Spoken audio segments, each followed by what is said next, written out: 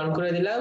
ভাইয়া আপনি আচ্ছা এখন দেখো কিভাবে ছবি তোলাচ্ছে লেখা পেটার ক্যামেরাম্যান, কারণ লিখলে এই টপিকগুলো মাথার সঙ্গে গেঁথে যাবে যে এই টপিকগুলো কিছু আছে। প্রথমে আসি এখানে দেখতে পারলে হবে, এক্সট্রা কথা বললেন না। প্রথমে আছে নাউন, নাউনের ভিতরে আছে নাম্বার এবং কথা বলেন না প্লিজ, নাম্বার আর জেন্ডার। নরমালি নাম্বার থেকে কোশ্চেন না হওয়ার সম্ভাবনা খুবই কম, ঠিক আছে? নাম্বার থেকে কোশ্চেন হওয়ার সম্ভাবনা খুবই কম, তারপরে হবে না এমনটা না। কোশ্চেন হতে পারে জেন্ডার থেকে, কোনটা মাস্কুলিন কোনটা ফেমিনিন, অথবা এটার ফেমিনিন ফর্ম কি এটার মাস্কুলিন ফর্ম কি। যে কোনো বই থেকে শুধুমাত্র আগের বছরের যে কোশ্চেন গুলো আসছে, বেশি না 10 থেকে 12টা হবে না, সেই কটা পড়ে নিলেই হবে, ঠিক আছে? যার হাতে গোনা 8 থেকে 10টা, এর বেশি হবে না। আগের বছরের কোশ্চেন যার কাছে যে বই আছে সেই বই থেকে পড়লেই হবে, বুঝতে পারছো? গাইড না, গাইডের কথা বলছি না, যে কোনো ইংলিশ বই থেকে।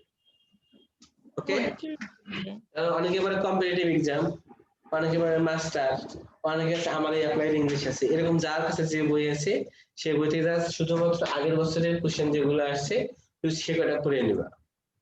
এই কারণে বলছি, যদি কোনো কারণে ধরো কোনো টিচার না বলার সুযোগ পায় কথাগুলো, এই জন্য তো গুরুত্ব না দিলে পরবর্তী টাইমে এগুলো কেউ বলবে না। দেন আসো নাউনের ক্ষেত্রে ইম্পর্টেন্ট অংশ হচ্ছে কাউন্টেবল এবং আনকাউন্টেবল এর পার্থক্যের যে বিষয়টা সেটা।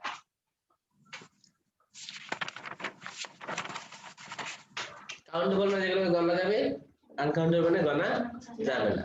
এই কাউন্টেবল দুই প্রকার হয়, একটা হচ্ছে সিঙ্গুলার আর একটা হচ্ছে প্লুরাল, কিন্তু আনকাউন্টেবল এর কোনো প্রকারভেদ থাকে না।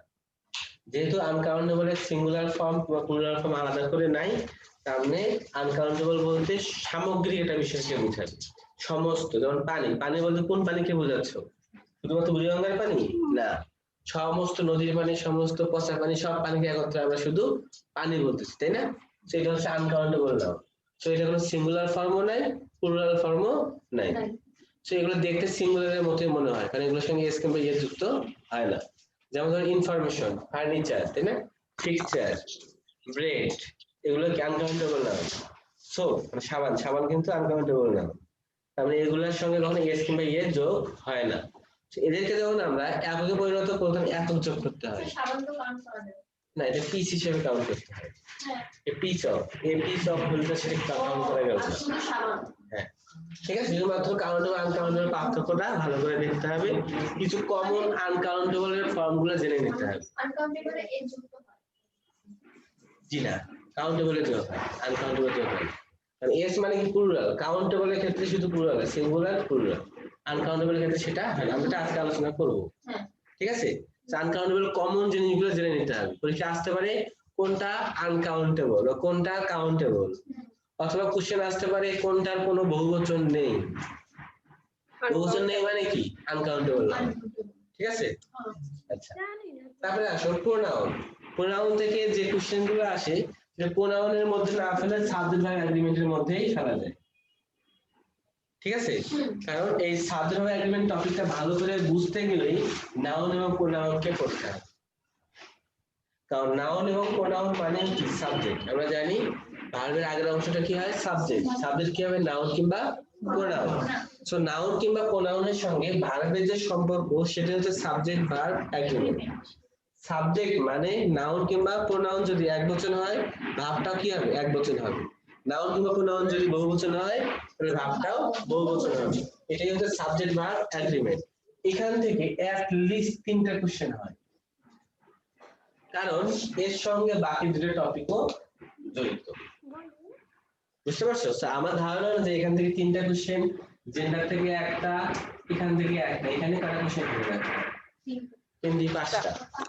সো এই অংশ থেকে তোমাদের 5টা কোশ্চেন আসার সম্ভাবনা আছে, ঠিক আছে? প্রথমে কি বললাম? জেন্ডার থেকে একটা, আনকাউন্টেবল এর অংশ থেকে একটা, তারপর হচ্ছে সাবজেক্ট এগ্রিমেন্ট থেকে 3টা। তো এই সাবজেক্ট বলতে নাউন কিংবা প্রোনাউনকে বোঝাচ্ছে, সেটাও ভালো করে করতে হবে, ঠিক আছে? তারপরে আসো অ্যাডজেক্টিভ। সাধারণভাবে অ্যাডজেক্টিভ থেকে কোশ্চেন ভাবে হয় না, ডিরেক্টলি আমরা যেভাবে বলি সেভাবে হয় না, এখান থেকে কোশ্চেন হয় আইডেন্টিফিকেশন হিসেবে। গতকাল যে তোমাদের মানে গত ক্লাসে যে ইয়াটা ছিল সেখান থেকে identification of parts of speech, অর্থাৎ কোনটা কোন পার্টস অফ স্পিচ সেটা বের করা। আরেকটা হয় যে কারেক্ট সেন্টেন্স ঘুরে ফিরে একই কথা, এটা বুঝতে পারছো? তার মানে আইডেন্টিফিকেশন থেকে কোশ্চেনটা মেইনলি হয়, কিন্তু এটাকে ভালো করে বুঝতে গেলে এটাও ভালো করে করে নিতে হবে, ঠিক আছে? একটা ওয়ার্ড দেখতে অ্যাডজেক্টিভ হলো বাক্যতে অ্যাডজেক্টিভ হবে এটা আগে থেকে বলা যায় না।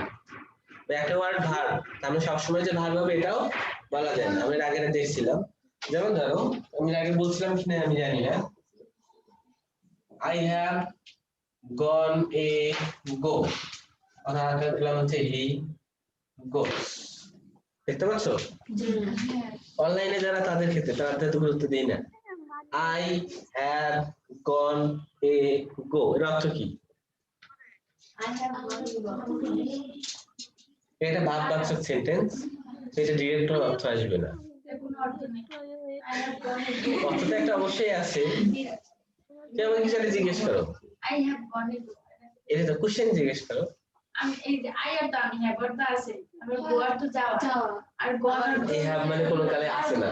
না go হ্যাভ যখন মেইন না তখন তার অর্থ হচ্ছে আছে, কিন্তু হ্যাভ থেকে নাও দিলেই পারে, কারণ হ্যাভের পরে তো ভার্বের থ্রি।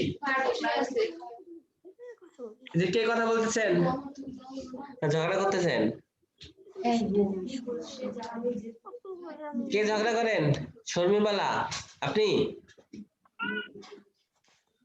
রূপসী আপনি? না তাহলে কে একজন ঝগড়া করতেছে? ঝগড়া করলে আমাদের বললে আমরা এখানে লাউড স্পিকার দিয়ে সবাই শুনবো। আই হ্যাভ গন এ গো এটা একটা সেন্টেন্স, ভাববাচক সেন্টেন্স, যার ডিরেক্ট কোনো অর্থ হয় না। যেমন ধর আমাকে একটা কোশ্চেন করলো, স্যার আনকাউন্টেবল নাউন কি? তখন আমি অ্যান্সার দিলাম আই হ্যাভ গন এ গো, তার মানে আমি ইতিমধ্যে এটা আলোচনা করেছি। বুঝতে পারছো? মানে অলরেডি আমি ওই বিষয়টাতে গিয়েছিলাম। তো এখানে এই গন শব্দ আছে, গো থেকে আসছে, অর্থ কি চেঞ্জ হয়ে গেছে না? আবার এই গো গোস দেখো যাওয়া, এটা কিন্তু ডিরেক্ট অর্থ দিচ্ছে। তার মানে একটা ওয়ার্ড কোথায় বসে তার উপর ডিপেন্ড করে তার যেমন পার্টস অফ স্পিচ বের করা যায়, ঠিক তার অর্থটাও বের করা যায়। তো এই গো শব্দটা সবসময় ভার্ব হবে এমনটা নয়। যেমন ধরো হি গোস, এখানে গো শব্দটা ভার্ব, তাই না? হি থাকলেন সিঙ্গুলার, এই কারণে ভার্বের সঙ্গে এস কিন্তু এস হচ্ছে।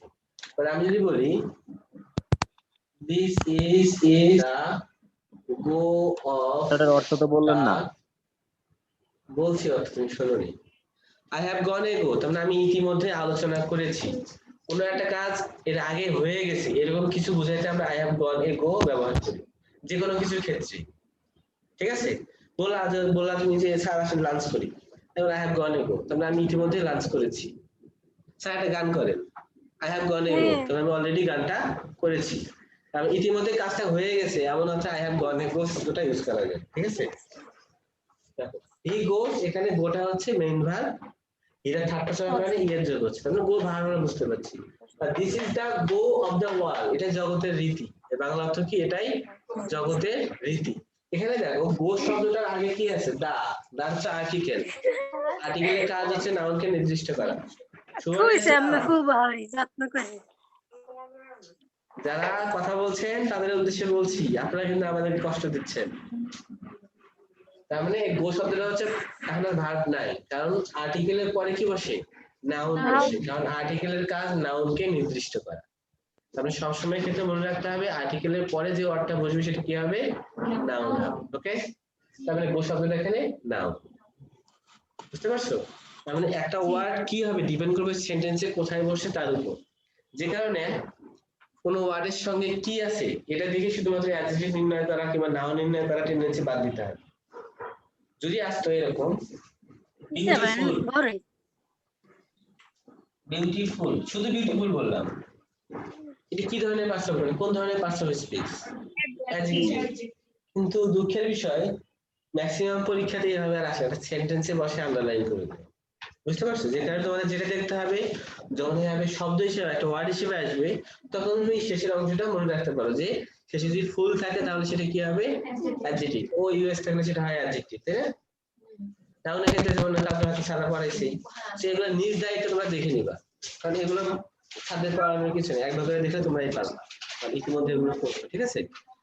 আর অ্যাডজেক্টিভের ক্ষেত্রে ঠিক তাই গুলো দেখে নিবা, কারণ বাক্যে কিভাবে বসে এটা বের করার জন্য তোমাকে গ্রামাটিক্যাল রুলস গুলো জানতে হবে, অর্থাৎ কোথায় কোথায় অ্যাডজেক্টিভের জায়গা, কোথায় নাউনের জায়গা, এই বিষয়গুলো তোমাদের জানতে হবে।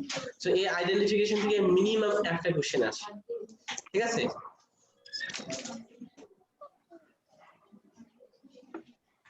তার মানে এটা আমি লিখে নি না। আচ্ছা, আইডেন্টিফিকেশন বলি এটাকে, identification of parts of speech. এখান থেকে একটা কোশ্চেন নরমালি আসে। যারা ইংলিশে দুর্বল তারা চাইলে ন্যারেশনটাকে আপাতত দৃষ্টিতে বাদ দিতে পারে। যাদের ন্যারেশন নিয়ে খুবই আপত্তি, ন্যারেশন পাচ্ছেছো না, তো ন্যারেশন নিয়ে আপাতত চিন্তা করো না। দেন যারা আরো বেশি দুর্বল, যে আমি ইংলিশ পড়বোই না, তাদের ট্রান্সফরমেশনটাও বাদ দেওয়ার পরামর্শ আসুন না, বাদ দাও, পারতেছো না, এই তো। সাজেশন মানে কি? সাজেশন মানে আসতে পারে, নাও আসতে পারে, সম্ভাবনার উপর ভিত্তি করে সাজেশন তৈরি হয়। যেহেতু তুমি পড়তে চাচ্ছ না, পারতেছো না, সুতরাং সবকিছু নিয়ে এলোমেলো করা হচ্ছে, সেটা বাদ দিয়ে বাকিগুলো চিন্তা করা বেটার। পরে দেখবে এটা, ঠিক আছে?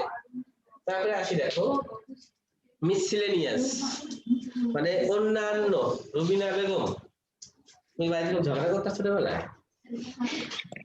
এইভাবে কথা বলতে আমরা ঝগড়ি প্রমাণ করে দিই। মিসসেলেনিয়াস এগুলোতে লিখছো না, মিশে দিলাম। আইডেন্টিফিকেশন পার্সেন্টেজ থেকে একটা ধরে নিলাম। হ্যাঁ মিসসেলেনিয়াস এর ভিতরে দেখো কি কি পড়বো। এ বাবা, এটা কে কথা বললো পুরো কান। এখন অনলাইনে এরাই সবার সাথে বেশি কথা বলে। বেশি না, অনেক জোরে বলছে ভাই। ইন স্পাইট অফ ডিসপাইট আমরা অলরেডি পড়ছিলাম, মনে আছে? তারপর পড়বো হচ্ছে বিকজ অফ, আর একটা হচ্ছে এগুলো অন্যান্য বলতে বিকজ। হ্যাঁ, এই অংশগুলো বেশি করে পড়তে হবে, ঠিক আছে? লিখবেন না আবার দেখাবেন স্যার। তাহলে কেমনে? স্যার এগুলো আবার দেখাবেন।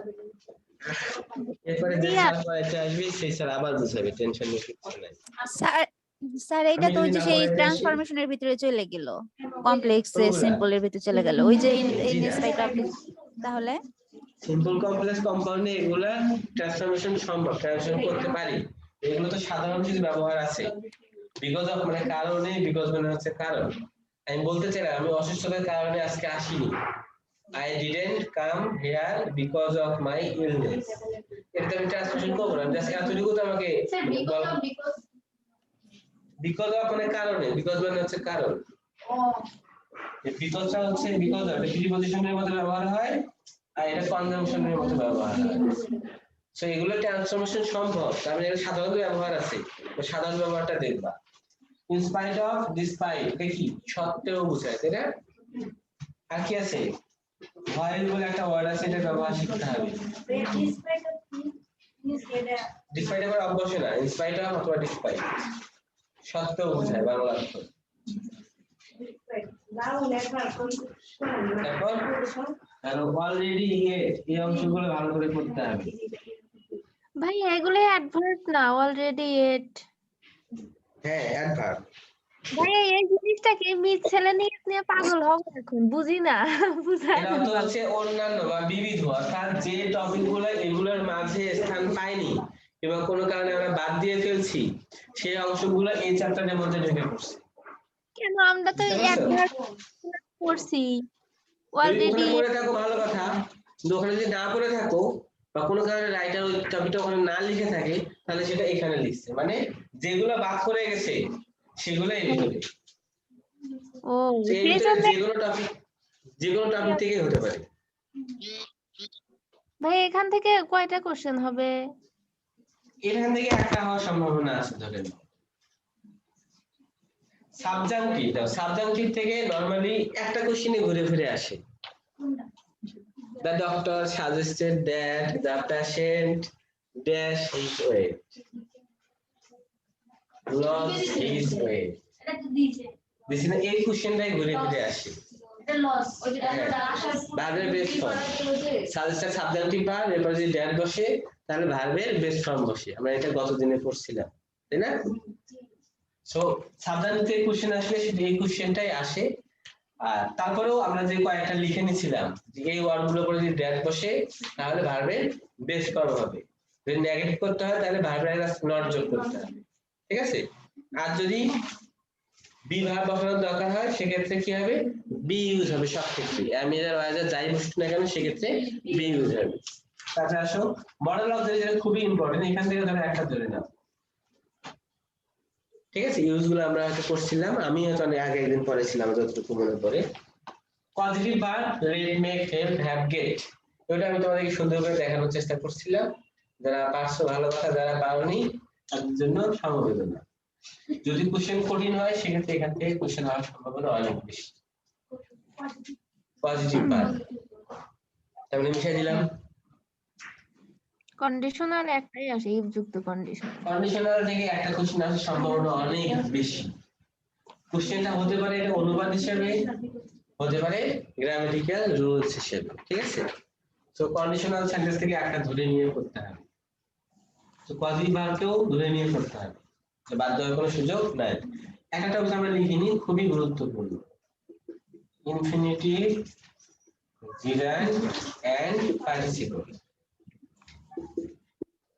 জিরান্ড এবং পার্টিসিপল এর যে তুলনা একটু কঠিন, তোমরা কোন ওয়ার্ডের পরে জিরান্ড হয়, কোন ওয়ার্ডগুলোর পরে ইনফিনিটিভ হয়, এই চারটা অন্তত ভালো করে দেখে যাবে, এখান থেকে একটা কোশ্চেন মাস্ট।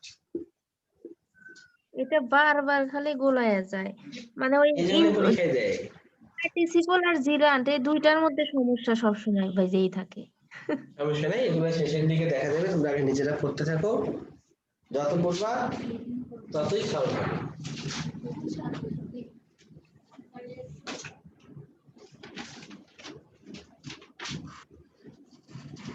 ভাইয়া এখন একটু ওই যে মুখস্থ পার্টের কথা বলেন। এই ডিগ্রি অফ কম্পারিজন এই টপিকটা ভালো করে করতে গিয়ে পারলে এই অ্যাডজেক্টিভ এবং অ্যাডভার্ব দুটার সম্পর্কে একটা ভালো ধারণা হবে। এটা করতে এখান থেকে একটা কোশ্চেন আসার সম্ভাবনা অনেক বেশি। টেন্স থেকে একটা অনুবাদ হিসেবে অথবা নরমাল হিসেবে, ভয়েস থেকে একটা অনুবাদ হিসেবে অথবা নরমাল হিসেবে, এই টপিকগুলোকে এইভাবে চিন্তা করে করতে হবে, ঠিক আছে। এবারে মুখস্থ অংশ, সিনোনিম। ভাইয়া কারেকশন দেয়, ওগুলা তো অনেক দেয় দেখি, হচ্ছে যে কোনো টপিক থেকেই হতে পারে, মানে যেগুলো দেখাইলাম যেগুলো ইম্পর্টেন্ট টপিক এগুলো থেকে কারেকশন আসার সম্ভাবনা বেশি। চুজ দ্য কারেক্ট সেন্টেন্স, ঠিক আছে। আচ্ছা, আরেকটা হচ্ছে পিন পয়েন্ট কারেকশন, মানে কোনটা ভুল সেটা বের করতে হয়, আন্ডারলাইন করা থাকে, ঠিক আছে। তারপর আন্ডারলাইন করে এ বি সি ডি, এগুলোতে ভুলটা বের করতে হয়, এটা বলে পিন পয়েন্ট কারেকশন, ভুলটা বের করে সঠিক করতে হয়। যেমন ধরে এরকম দিলাম, water is used on various, এই চারটা মানে এর নিচে এটা দিলে a, এটা হচ্ছে ধরো b, এটা হচ্ছে c, এটা হচ্ছে d, আর ডেল্টা এর মধ্যে ভুল কোনটা, কোনো ভুল নাই, তাহলে ভুল না থাকলে এরকম ই একটা অপশন দেওয়া থাকে, না ভুল না থাকলে না। ভাই একটা ভুল থাকে তো, আমরা দিব সেটা, এটা শেষ করতে গেলে একটা ভুল সেন্টেন্স দেন, এখানে তো শুধুমাত্র ধরো ইজ এর জায়গায় যদি আমরা আর দিই তাহলে তো ভুল হয়ে গেল, তাই না। ওটা আর তো কোনো হয় না, কারণ তখন অ্যানসার যদি কোনটা না থাকে তাহলে না। হ্যাঁ, আবার ধরো এখানে ইউজের জায়গায় আমরা ইউজিং দিতাম তখন কি সেটা ভুল হতো, ঠিক আছে। বুঝলাম না, তারপর নেগেটিভ হইলে যদি কোনো ভুল না থাকে তাহলে হচ্ছে নান, আর যদি ভুল থাকে তাহলে ভুলটাই অ্যানসার। তাহলে যেটা ভুল হইব ওটা সেটা এবিসি থাকবে। ধরো এখানে ই এর নিচে দেওয়া কত বি, ইসটা তো ঠিক আছে, তার মানে এটা ভুল না। নো ওয়াটারের নিচে এ, এটা ঠিক, ঠিক আছে। ইউজিং এটা ভুল, তাহলে অ্যানসার হচ্ছে সি। নিচে ইয়াটা থাকবে। হ্যাঁ, ভাইয়া ভার্বের সাথে আইএনজি তো হতেই পারে, এটা ভুল হওয়ার কি আছে, ইজের পরে এইটা তোমাদের ভার্বের সাথে আগেও আলোচনা করছিলাম, ভার্বের সঙ্গে আইএনজি কখন হয় আর কখন হয় না। ইন্টারেস্টিং, এটা পড়াইতে পড়াইতে আমি পাগল হয়ে গেছি, কেন এটা পড়াইনি আমি। ইট ইজ ইন্টারেস্টিং, এটা এখানে প্রেজেন্ট কন্টিনিউয়াস টেন্স নয়। ও সেই ইন্টারেস্টিং, এখন তুমি যদি বলো ওয়াটার ইজ ইউজিং তাহলে কেমন হয়, একই তো কথা। এখানে ইট এর কাজ করার ক্ষমতা আছে, এখানে ওয়াটারের কাজ করার ক্ষমতা আছে না তার মানে অ্যাক্টিভ সেন্টেন্সে সাবজেক্টের কাজ করার ক্ষমতা থাকে কারণ দেখতে মনে হচ্ছে প্রেজেন্ট কন্টিনিউয়াস টেন্সের স্ট্রাকচার তাই না যদি প্রেজেন্ট কন্টিনিউয়াস স্ট্রাকচার হলেও প্রেজেন্ট কন্টিনিউয়াস টেন্স নয় তার কারণ সাবজেক্টের কাজ করার ক্ষমতা নাই সুতরাং এটা হচ্ছে একটা প্যাসিভ স্ট্রাকচার অ্যাক্টিভ তো এখানে হলে পর ই হবে। অ্যাক্টিভ হলে সেক্ষেত্রে তুমি প্রেজেন্ট কন্টিনিউয়াস টেন্স বলতে পারতা আচ্ছা এখন বুঝলাম। সিনোনিম থেকে নরমালি দুইটা কোশ্চেন হয় দুইটা অ্যান্টোনিম থেকে ধরো দুইটা না হয়ে সিনোনিম থেকে হতে পারে সিনোনিম থেকে অ্যান্টোনিম থেকে হতে পারে অথবা দুইটা জায়গায় একটা একটা করে হতে পারে ঠিক আছে কিন্তু এখান থেকে কোশ্চেন হয় এটা খুবই মানে সাধারণ একটা বিষয় তো এর পারার উপায় হচ্ছে গদ বাঁধা মুখস্থ না করে বইয়ের পিছনে যে আগের বছরের কোশ্চেন গুলো আছে সেগুলো ধরে ধরে করা মুখস্থ করা। যাদের মুখস্থ করতে আপত্তি আছে মুখস্থ হয় না তাদেরকে যেটা বলবো একটা খাতা নিবা রাফ খাতায় লিখবা ডাল মানে কি নিরস অপশন এ তে দেওয়া আছে একটা হচ্ছে ডট দেওয়া আছে না এখানে এর পাশে লিখে রাখবা বাংলাটা বি এটা লিখে রাখলা সি এটা লিখে রাখলা লেখা পছন্দ বুঝতে পারছে অ্যান্সার কোনটা তাই না লিখে রাখার কারণে বা একবার লেখার কারণে তোমার মাথায় এর 60% মাথায় ঢুকে যাবে এভাবে যদি তোমরা একবারে ধরো প্রতিদিন যদি 20টা করে লেখো জাস্ট লেখা মুখস্থ করার দরকার নাই জাস্ট একটা খাতা নিয়ে জাস্ট তুমি লিখবা এখন বইয়ে তো ধরো সবগুলো ওয়ার্ড মিনিং দেওয়া থাকে না তো তোমরা যেটা করবা গুগল প্লে স্টোর থেকে কি নিয়ে বাংলা ডিকশনারি একটা নামাই নিবা অথবা গুগলেরই একটা ডিকশনারি আছে তাই না সেটা নামাই নেবে অ্যাপ হিসেবে খুবই ছোট্ট অ্যাপ টেনশনে কিছু নেই যে অনেক বেশি জায়গা খরচ করবে এমন সেখানে নিয়ে প্রত্যেকটা অপশনে কি করবো অপশনে বইও চাইলে লিখতে পারো ঠিক আছে এখানে দুইটা কাজ হবে একটা হচ্ছে বানানগুলো দেখা হয়ে যাবে দুই নম্বর অর্থগুলো দেখা হবে বানানগুলো কারেক্ট স্পেলিং এ কাজে লাগবে ওকে এভাবেই তোমরা দেখি না টোটাল 400টা পড়ো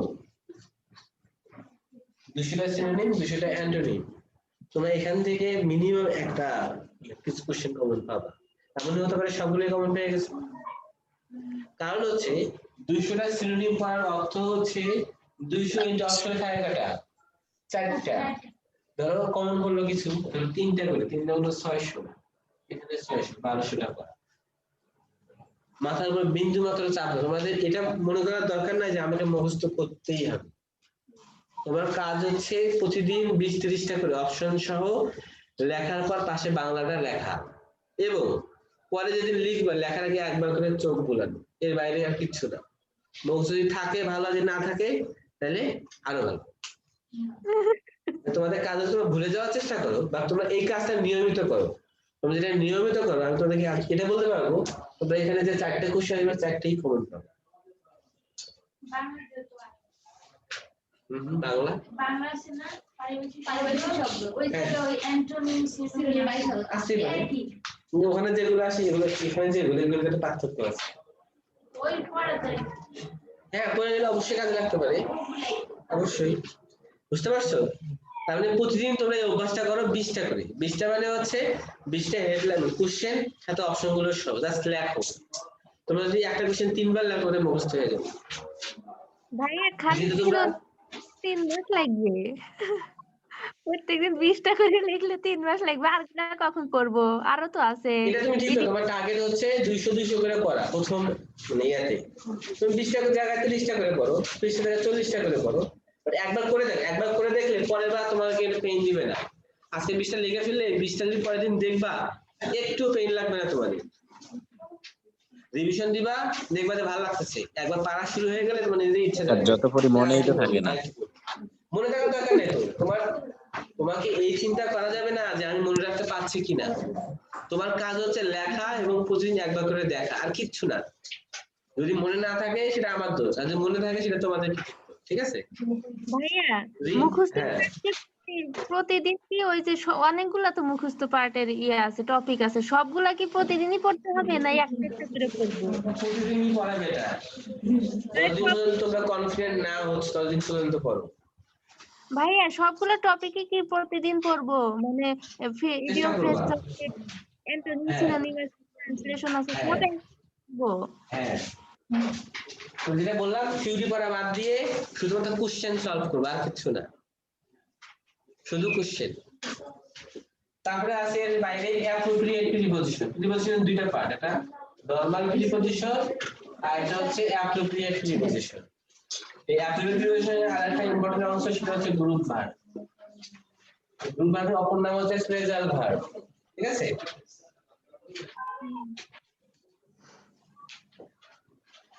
তো এখান থেকে নরমালি কোশ্চেন দুইটা কিংবা তিনটা হয়ে থাকে। তোমরা এখান থেকে যদি 300টা কোশ্চেন করো 100% কমন পাবা। আর 300টা কোশ্চেন পড়তে সময় লাগবে না, মনে রাখতে সময় লাগবে। তার কারণ প্রিপজিশনের ভেরিয়েশনটা হচ্ছে এত কাছাকাছি যে পড়ার পর কিছুদিন পরে আমরা ভুলে যাই, তাই না? তো পড়ার সময় এমন ভাবে পড়তে হবে যেন ওয়ার্ডটা বলার সঙ্গে সঙ্গে প্রিপজিশনটা অটো চলে আসে, তাহলে আর ভুল হবে না, ঠিক আছে? যেমন ধরো আমি যদি বলি ইন্টারেস্ট, ইন্টারেস্ট বলার সঙ্গে সঙ্গে এরপরে কি প্রিপজিশন হবে সেটা তোমাদের মুখে আসতে হবে, তাইলে ভুল হবে না। তো তোমাদের মুখতে হবে কোন অংশটুকু? ইন্টারেস্ট, এরপরে প্রিপজিশন সে অংশ সহ। তো ইন্টারেস্ট ইন, বুঝতে পারছো? না তুমি ইন্টারেস্ট দেখার পর তুমি যদি অপশন দেখতে যাও তুমি সেটা কায়েক্ট করতে পারলা না, সেটা ভুল হয়ে গেল। তো যে ওয়ার্ডগুলোর সঙ্গে কি হবে এটা তোমার একবার উচ্চারণ করার সঙ্গে পেয়ে যাচ্ছ, তার মানে সেটাই আনসার। আর যদি চিন্তা করতে হয় সে কোশ্চেন দাগানোর কোনো দরকার নেই, দাগাইলে মানে 0.25 বুঝতে পারছো? এটা আমরা আরেকটা বলি অ্যাফ্রেইড। অ্যাফ্রেইড এর পরে কি হবে? অফ। রাইট, বুঝতে পারছো? তার মানে সঙ্গে সঙ্গে উচ্চারণ হওয়া লাগবে, এই হচ্ছে বিষয়। তারপরে তোমরা কি করবা? কোশ্চেন যে করবা, কোশ্চেন করার সময় অ্যান্সারটা আগে দেখে নিবা। ধরো অ্যাফ্রেইড এর পরে একটা গ্যাপ দেওয়া আছে, গ্যাপ অপশন আছে অফ, তাই না? Afraid of.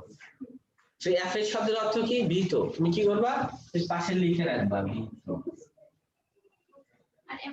কারণ অর্থ না জানা থাকলে পরবর্তীতে তোমাদের এগুলো মনে থাকবে না। সো বইয়ে যদি অর্থ না দেয়া থাকে, ডিকশনারি আছে, ডিকশনারি টাইপ দিয়ে লিখে রাখবে। ইন্টারেস্ট ইন শব্দের অর্থ হচ্ছে আগ্রহ, ইন্টারেস্ট মানে আগ্রহ, ঠিক আছে? অর্থ যদি না থাকে এভাবে লিখে রাখবে। প্রতিদিন 50টা করে পড়ে দেখো, বেশি না 300টা করো, আশা করি কাজ হয়ে যাবে। সে এমন কোনো বই থেকে পড়ো না যে বইয়ে ভুল অ্যান্সার দেওয়া আছে। প্রিপজিশনে কোনটা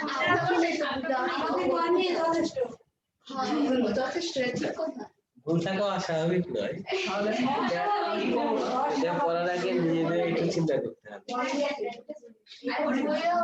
না ভুল থাকার কথা না, যদি অন্য কোনো কিছু না। আমি পরীক্ষার আগে আমি একবার চেষ্টা করবো তোমাদের এগুলো রিচেক করে দেওয়ার। সময় তো লাগে। আচ্ছা, তারপরে আছে ইডিয়মস এন্ড ফ্রেজেস।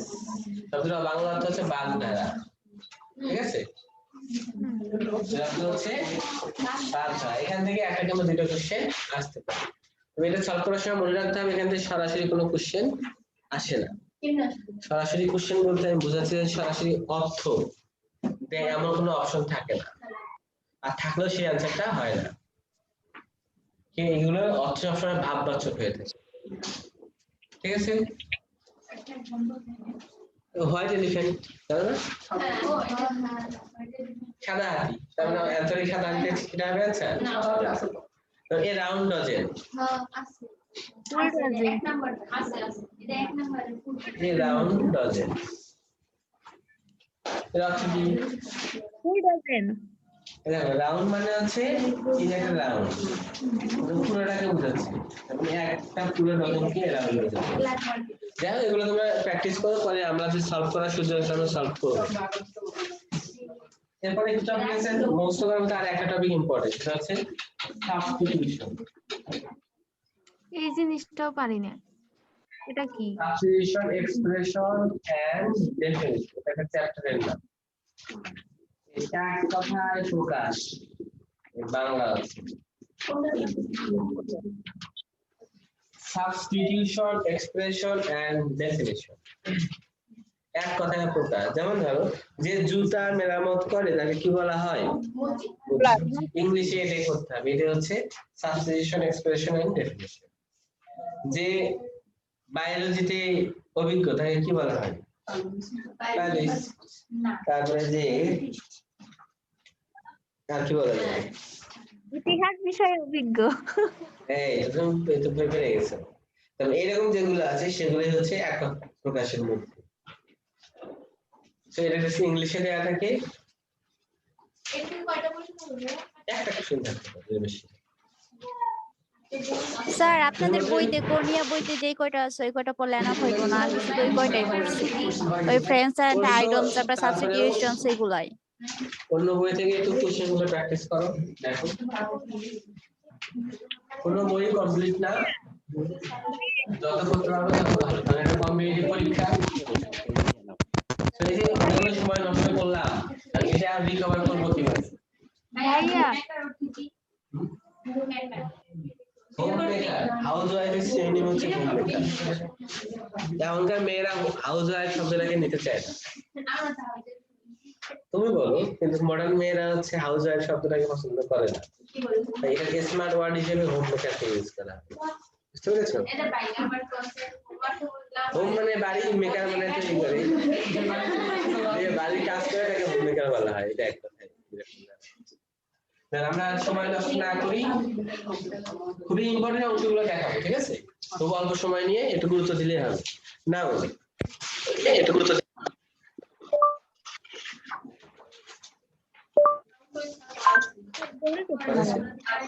উনি আইডেন্টিফিকেশন থেকে পড়েছিল,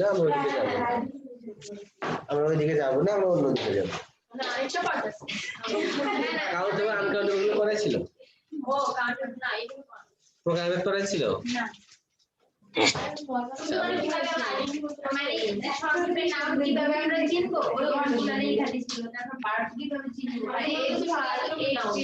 ওইদিকে যাবো না, ঠিক আছে? নাউন, এক কথায় বলি কি, কোনো কিছুর নামকে নাউন বলে, তাই না? কোনো ব্যক্তি, বস্তু, স্থান, প্রাণীর নাম, পদার্থের নাম, এরকম যাই কিছু দিয়ে নাম বুঝাই না কেন সেগুলোকে আমরা বলবো হচ্ছে নাউন। এক কথায় কোনো কিছুর নামকে নাউন বলে। নাউনকে প্রধানত দুই ভাগে ভাগ করা যায়। অল্প কথায় বলবো, ঠিক আছে? বাকিগুলো তোমরা বাসায় করে নিবে। আমি জানি, আমরা জানি তোমরা কোন ভালো স্টুডেন্ট, বাসায় পড়াশোনা করো। কনক্রিট নাউন, তারপর দুই হচ্ছে অ্যাবস্ট্রাক্ট নাউন। কনক্রিট বললাম, এটা কনক্রিট কথা, মানে পিওর কথা, কোনো ভেজাল নাই, ঠিক আছে? তবে কনক্রিট মানে কি, যেতে কোনো ভেজাল থাকে না।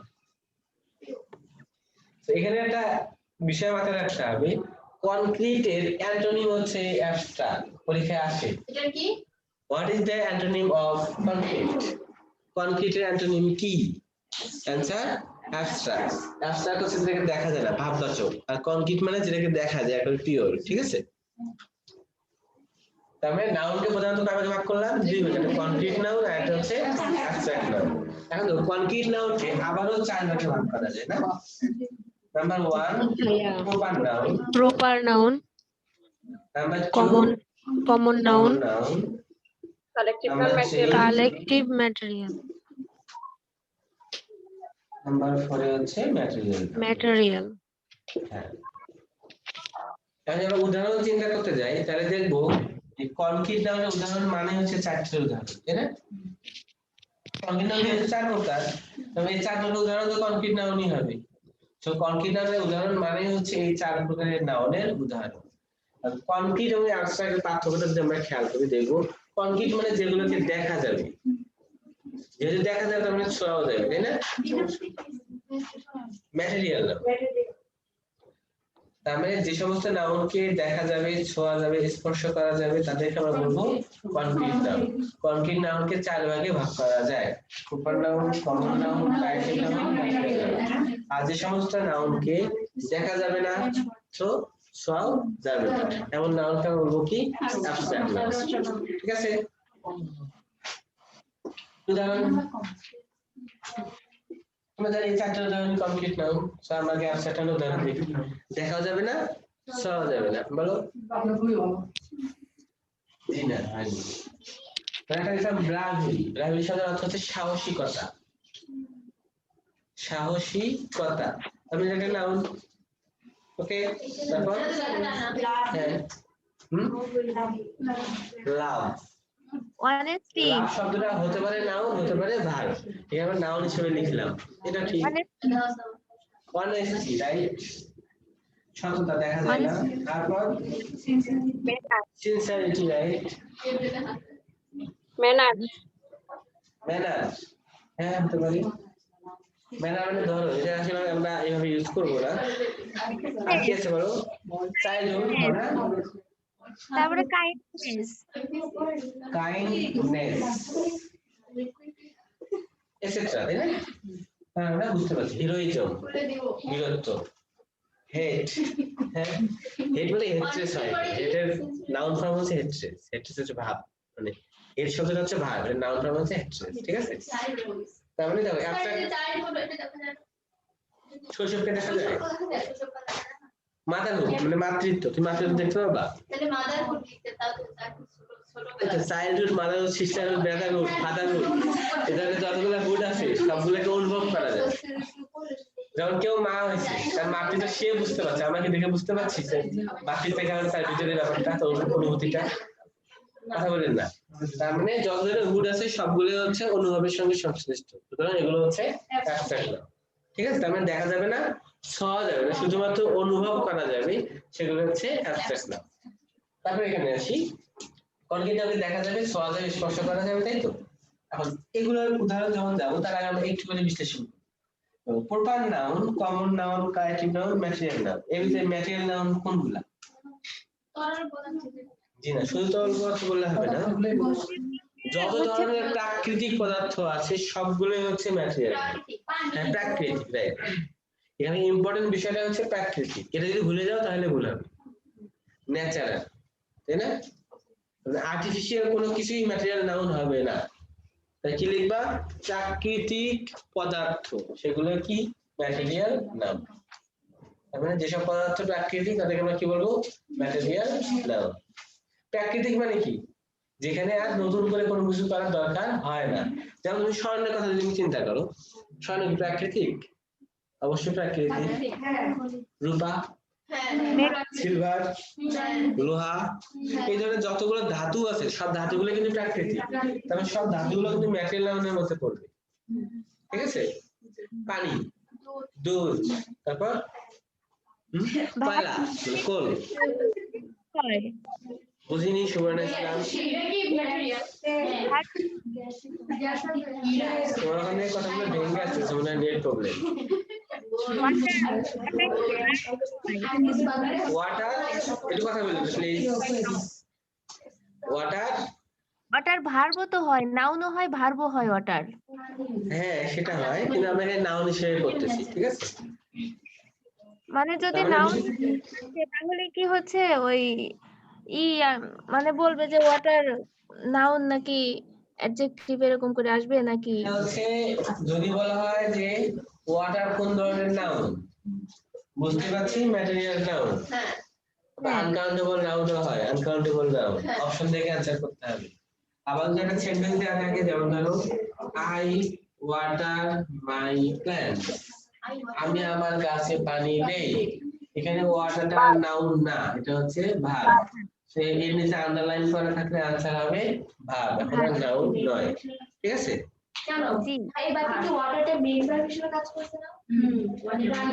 সেটা নাউন নয়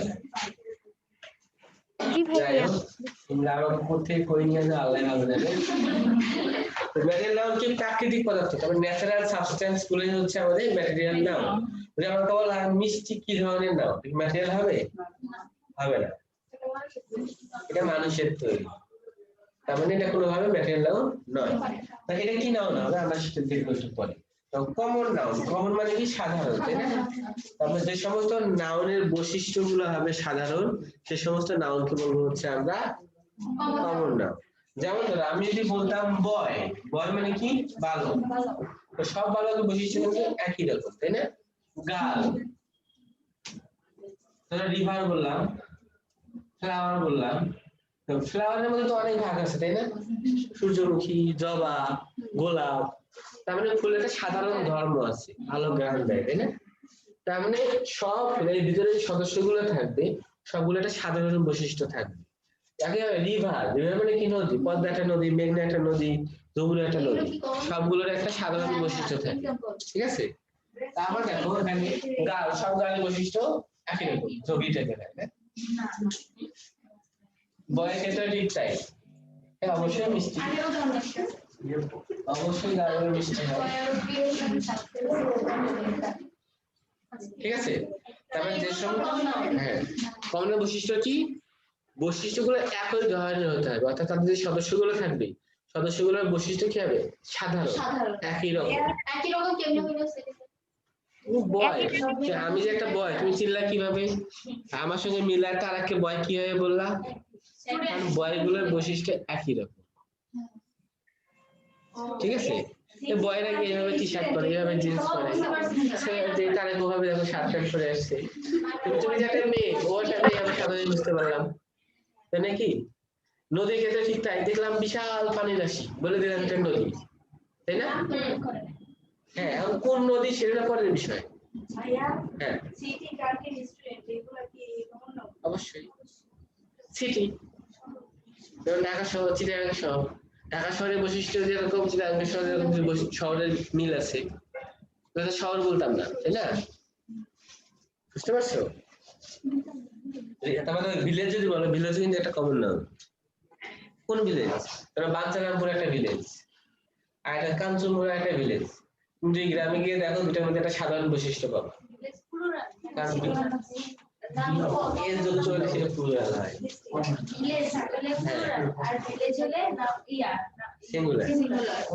ঠিক আছে? তারপরে কমন নাউন কি, সাধারণ বৈশিষ্ট্য অধিকারী যে নাউন গুলো সেগুলো হচ্ছে কমন নাউন, সাধারণ বৈশিষ্ট্য থাকে। তারপরে আসো প্রপার নাউন। প্রপার নাউন কোনগুলা? নির্দিষ্ট পরিচয় থাকবে, সেটা হচ্ছে প্রপার নাউন।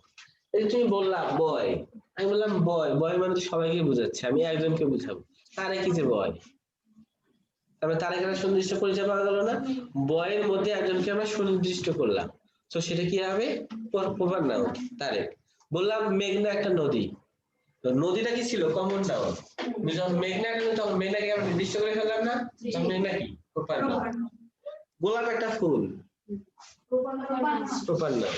তারপরে এখানে এই উদাহরণগুলো পরীক্ষায় আসে। ভাইয়া এগুলা বুঝিনি, বিভিন্ন আছে। হ্যাঁ কাব্যগ্রন্থ, এই বিষয়টা হচ্ছে কমন নাউন। যেমন গীতাঞ্জলি একটা কাব্যগ্রন্থ, গীতাঞ্জলি একটা কাব্যগ্রন্থ। কাব্যগ্রন্থ একটা সাধারণ জিনিস, যে কোনো কবির কাব্যগ্রন্থ থাকতে পারে, তো কাব্যগ্রন্থ কমন নাউন। ঠিক একইভাবে গীতাঞ্জলি একটা কাব্য, গীতাঞ্জলিকে নির্দিষ্ট করা হলো, সেটা কি হবে, প্রপার নাউন, ঠিক আছে? কাব্যগ্রন্থ তো আমরা কাকে বলি, অনেকগুলো কাব্য মিলে একটা কাব্যগ্রন্থ তৈরি হয়। কাব্যগ্রন্থের সাধারণ বৈশিষ্ট্য একই রকম, এক একটা বই, বইতে আলাদা নাম আছে। কাব্যগ্রন্থ কি, অনেকগুলো কাব্যের একটা সংকলন, এটাই তো কাব্যগ্রন্থ। জসীমউদ্দিন সবগুলো বইকে মিলে একটা কাব্যগ্রন্থ বানাইলো, এটা কাব্য। রবীন্দ্রনাথ একই কাজ করে, এটা কাব্যগ্রন্থ। সবার নাম তো এক না, নাম তো আলাদা। কাব্যগ্রন্থ বৈশিষ্ট্য তো এক, সবগুলো বই মিলে একটা করে সেটা কাব্যগ্রন্থ, ঠিক আছে? তার মানে এখানে কি বললাম, তার মেঘনা এই যে রিভার, রিভারটা কমন নাউন, আর মেঘনাটা হচ্ছে proper noun. The rose is a flower, ফ্লাওয়ারটা হচ্ছে কমন নাউন, আর রোজটা হচ্ছে প্রপার নাউন, ঠিক আছে? তাহলে যার সুনির্দিষ্ট পরিচয় থাকে সেটা হচ্ছে প্রপার নাউন। তারপরে দেখো কালেকটিভ নাউন, কালেকশন থেকে কালেকটিভ, সংঘবদ্ধ সমষ্টি। কি? হ্যাঁ, তার মানে যদি কোনো নাউন দ্বারা কোনো সংঘবদ্ধ সমষ্টিকে বোঝায়, তাকে বলা হয় কালেকটিভ নাউন। সংঘবদ্ধ সমষ্টি একটা সমষ্টি যারা একজোট হয়ে কাজ করে, ঠিক আছে? যেমন ধরো আর্মি, নেভি, টিম, জুরি, কমিটি, অডিয়েন্স, এগুলো হচ্ছে কালেকটিভ নাউন। মানে একটা সংঘবদ্ধ সমষ্টি যারা একসঙ্গে একত্রিত হয়ে একটা নির্দিষ্ট লক্ষ্যে কাজ করে।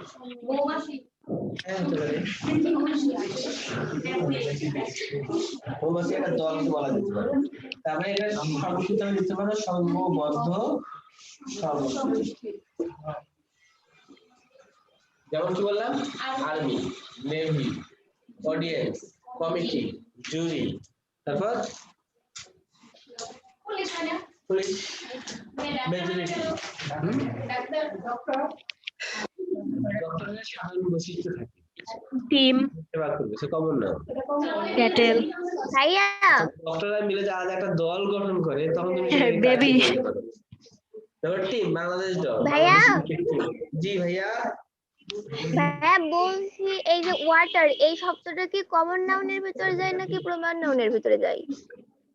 ওয়াটার হচ্ছে ওয়াটার ম্যাটেরিয়াল তো নাউন। মানে এর ভিতরে তো কত না, যখন আমরা শুধু পানি বলতেছি এটা তো মানে স্বাভাবিকভাবে বোঝা যাচ্ছে যে কমন নাউন, কিন্তু এর ওয়াটার কখনোই কমন নাউন নয়। এটা ম্যাটেরিয়াল নাউন না হয়। ওয়াটার হচ্ছে ম্যাটেরিয়াল নাউন। এই কারণে ম্যাটেরিয়াল নাউন কারণ এটা প্রাকৃতিক পদার্থ। এটা বুঝতে যে প্রাকৃতিক পদার্থ হলে সেটা ম্যাটেরিয়াল নাউন। যা হচ্ছে গণনা করা যায় না, ওজন আছে কিন্তু গণনা করা যায় না, ম্যাটেরিয়াল নাউন। ম্যাটেরিয়াল নাউন এভাবে হিসাব করা আছে, আমরা চিন্তা করবো যেটা হচ্ছে স্রষ্টা কর্তৃক প্রাকৃতিক। প্রদত্ত। প্রকৃতি জি থেকে ভাইয়া। আমরা পেয়ে থাকি স্রষ্টা কর্তৃক প্রদত্ত এমন কিছু হচ্ছে ম্যাটেরিয়াল নাউন। তবে চারটা বুঝতে পেরেছো, খুবই সহজ। এক কথায় বলি আবার, তাহলে ভাইয়া material noun শুনেন, হচ্ছে প্রাকৃতিক পদার্থ। হ্যাঁ, সময় নষ্ট করলে ভাইয়া- আমরা আগাইতে পারবো না। বলো। না সুবর্ণ না, কিন্তু এই যে এখানে ম্যাটেরিয়াল নাউনের মধ্যে যে ক্লোথ আছে, এই ক্লোথ কি? ক্লোথ তাহলে মানুষ করে না, কোনোভাবে বানায় না। ম্যাটেরিয়াল নাউন নয়। এখানে আমরা আমার এই যে এটাকে এখানে কোথাও পাই না। বইয়ে দেওয়া আছে তো ক্লোথ, তো মানুষ তাহলে হচ্ছে পেন্টিং মিস্টেক। কিভাবে হয়? এটা পেন্টিং মিস্টেক, কারণ কোলথ আমরা সরাসরি প্রকৃতি থেকে পাই না। তাই তো। কোনোভাবে ম্যাটেরিয়াল নাউন হতে পারে না। আচ্ছা, তাহলে গ্লাসবারের মতো বলে দেখো, ম্যাটেরিয়াল নাউন প্রাকৃতিক পদার্থ, প্রকৃতি থেকে সৃষ্ট অর্থাৎ স্রষ্টা কর্তৃক পদার্থ। সেক্ষেত্রে কি হবে? Material noun. যেমন কোল, ওয়াটার, তাই না? কোল মানে হচ্ছে কয়লা। যত ধরনের ধাতু আছে সব ধাতুগুলোই ম্যাটেরিয়াল নাউন। স্যার এটার বানান COAL, কোল। তারপরে কমন নাউন, সাধারণ বৈশিষ্ট্য Glass. অধিকারী যে নাউন সেগুলো হচ্ছে কমন নাউন। গ্লাসটা কি হয় ভাই? ম্যাটেরিয়াল? কি কি? Glass, glass, glass. হ্যাঁ। আচ্ছা, গ্লাস ম্যাটেরিয়াল নাউন হবে না, কারণ গ্লাসটাকে আমরা বালি এবং ইয়ে দিয়ে তৈরি করি, ঠিক আছে? তো তুমি হ্যাঁ। বালির কথা বলতে বালিটা ম্যাটেরিয়াল নাউন হইতো। তাহলে আচ্ছা। গ্লাসটা কি? গ্লাসটা হতে পারে কমন নাউন, হতে পারে প্রপার নাউন। কারণ গ্লাস বলতে আমরা পানি খাওয়ার গ্লাসও বোঝাইতে পারি, তাই না? পানি খাওয়ার গ্লাস হলে সেটা প্রপার নাউন। আর শুধু গ্লাস হলে সেটা একটা কমন আইসটা নাউন। কি হবে? আইস, আইস তো ম্যাটেরিয়ালই হবে। আইসটা হচ্ছে নরমালি পানি থেকে সৃষ্ট, তাই না? এই ভিতরে অন্য কোনো কিছু নাই, সেটা ম্যাটেরিয়াল বলতেই পারো। কারণ পানি তিনটা অবস্থাতেই থাকতে পারে। আমি বুঝলাম না, আইস, মেরু অঞ্চলে থাকে, সরি গ্লাস আর ম্যাটেরিয়ালে দেওয়া। মেরু অঞ্চলে তো পানি বরফ হিসেবেই থাকে। সো আইসটা হচ্ছে ম্যাটেরিয়াল নাউন। সবাই নষ্ট করে না, দেখেন। আইস তো মানুষে তৈরি করে। ওকে, থ্যাংক ইউ। আইস মানে তো পানি, বুঝতে পারছো না কেন? কেন? আইস প্রাকৃতিক না? যারা মেরু অঞ্চলে বাস করে, কানাডাতে যারা থাকে, তারা তো বরফের সঙ্গে পরিচিত, তাদের কাছে পানিটা বরফ আকারে পাওয়া যায়। আচ্ছা আচ্ছা, এখন ভাইয়া এখন সামনে যান। আমাদের সাধারণ বৈশিষ্ট্য হলো কমন নাউন, আর সংঘবদ্ধ সমষ্টি বোঝায় সেটা কালেক্টিভ নাউন, আর কারো সুনির্দিষ্ট পরিচয় থাকলে সেটা হচ্ছে প্রপার নাউন। আর দেখা যায় না, ছোঁয়া যায় না, এগুলো হচ্ছে অনুভব করা যায়, সেটা হচ্ছে অ্যাবস্ট্রাক্ট নাউন। আচ্ছা, এই জন্য টিচাররা তোমাদেরকে মিউট করে দেয়, বুঝছো? কারণ একটা সঙ্গে আয়া থেকে এমন ভাবে যোগ করে দাও যেন টপিকটা শেষ না হয়। আর শেষ না হলে কি হয়? গিয়ে পরিচালকের কাছে কথা শুনতে হয়, সামনে পড়ে না, শুধু গল্প করে। গল্প কি ভাইয়া? এইটা কোনো কথা? এরকম তো প্রত্যেকদিন হয় না। কি যে বলে, সারা ক্লাসে কেউ কোনো একটা কথাও বলে না। বুঝি না, আমি আজকে- পড়ায় দেখছি আপনারা সবাই কথা বলেন, যথেষ্ট। আজকে সামনের লোকজন চুপ তো, এই জন্য আমাদের বলতেছে। আচ্ছা, শিখে তোলা তাইলে না? ওদেরকে বলে দিই, অনলাইনে সবাই তোমাদের ধন্যবাদ দিচ্ছে চুপ থাকার জন্য। দেখো, নাউনকে গণনা করা অফলাইনে যায় ওটা কি আছে, যায় বুলেট না? প্রুফ আছে। যাই হোক, একটা নাউনকে গণনা করা যায় কি যায় না তার ভিতরে নাউনকে দুই ভাগে ভাগ করা যায়। কাউন্টেবল নাউন আর এটা হচ্ছে আনকাউন্টেবল নাউন। এই কাউন্টেবল নাউনকে আবার দুই ভাগে ভাগ করা যায়, সিঙ্গুলার আর একটা হচ্ছে প্লুরাল। কিন্তু আনকাউন্টেবল নাউনের কোনো প্রকারভেদ নাই, ঠিক আছে? যে কারণে আনকাউন্টেবলের কখনোই প্লুরালে কনভার্ট করা যায় না। এখন গণনা করা যায় না এমন কিছু সাধারণ জিনিসের উদাহরণ আমি দিচ্ছি, আসতে পারে এমন কিছু ইনফরমেশন, এর সঙ্গে কোনো এর যুক্ত হয় না, কারণ এটা আনকাউন্টেবল নাউন। তারপর ধরো ফার্নিচার, আমাকে যদি এরপরে এই ক্লাসগুলো নিতে বলে আমি এই ক্লাসগুলো নিব না, ওকে ভাইয়া কেন আমি না দুইবার চলে অলরেডি এই ক্লাসগুলো একবার করে নিয়ে এসেছি। কি ম্যাডাম ফেসবুক চালান?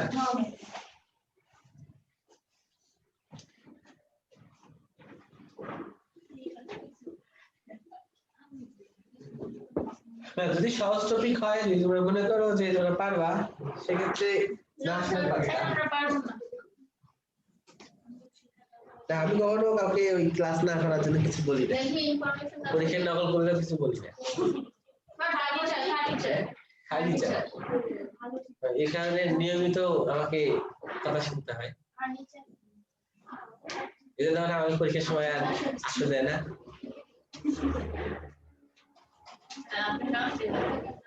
ম্যাম প্রশ্ন বলেন। ফার্নিচার আর্টওয়ার্ক করতে তো আমরা বলতে পারি আনকাউন্টেবল নাউন জি না। বলো তো এই রুমে আসবাবপত্র কি? এই যে চেয়ার টেবিল বোর্ড সব কিছু যে সিমনে আমাদের চিজ খাওয়াবে, কফি খাওয়াবে। যাই যেটা বলতেছিলাম, ফার্নিচার কখনোই গোনা যায় না, এই কারণে করা যায় না, এই যে ওয়ালের কালারটা এটা ফার্নিচারের অংশ, এই যে ছবি দেখতেছিল মাঝখানে টাই করা এটা ফার্নিচারের অংশ।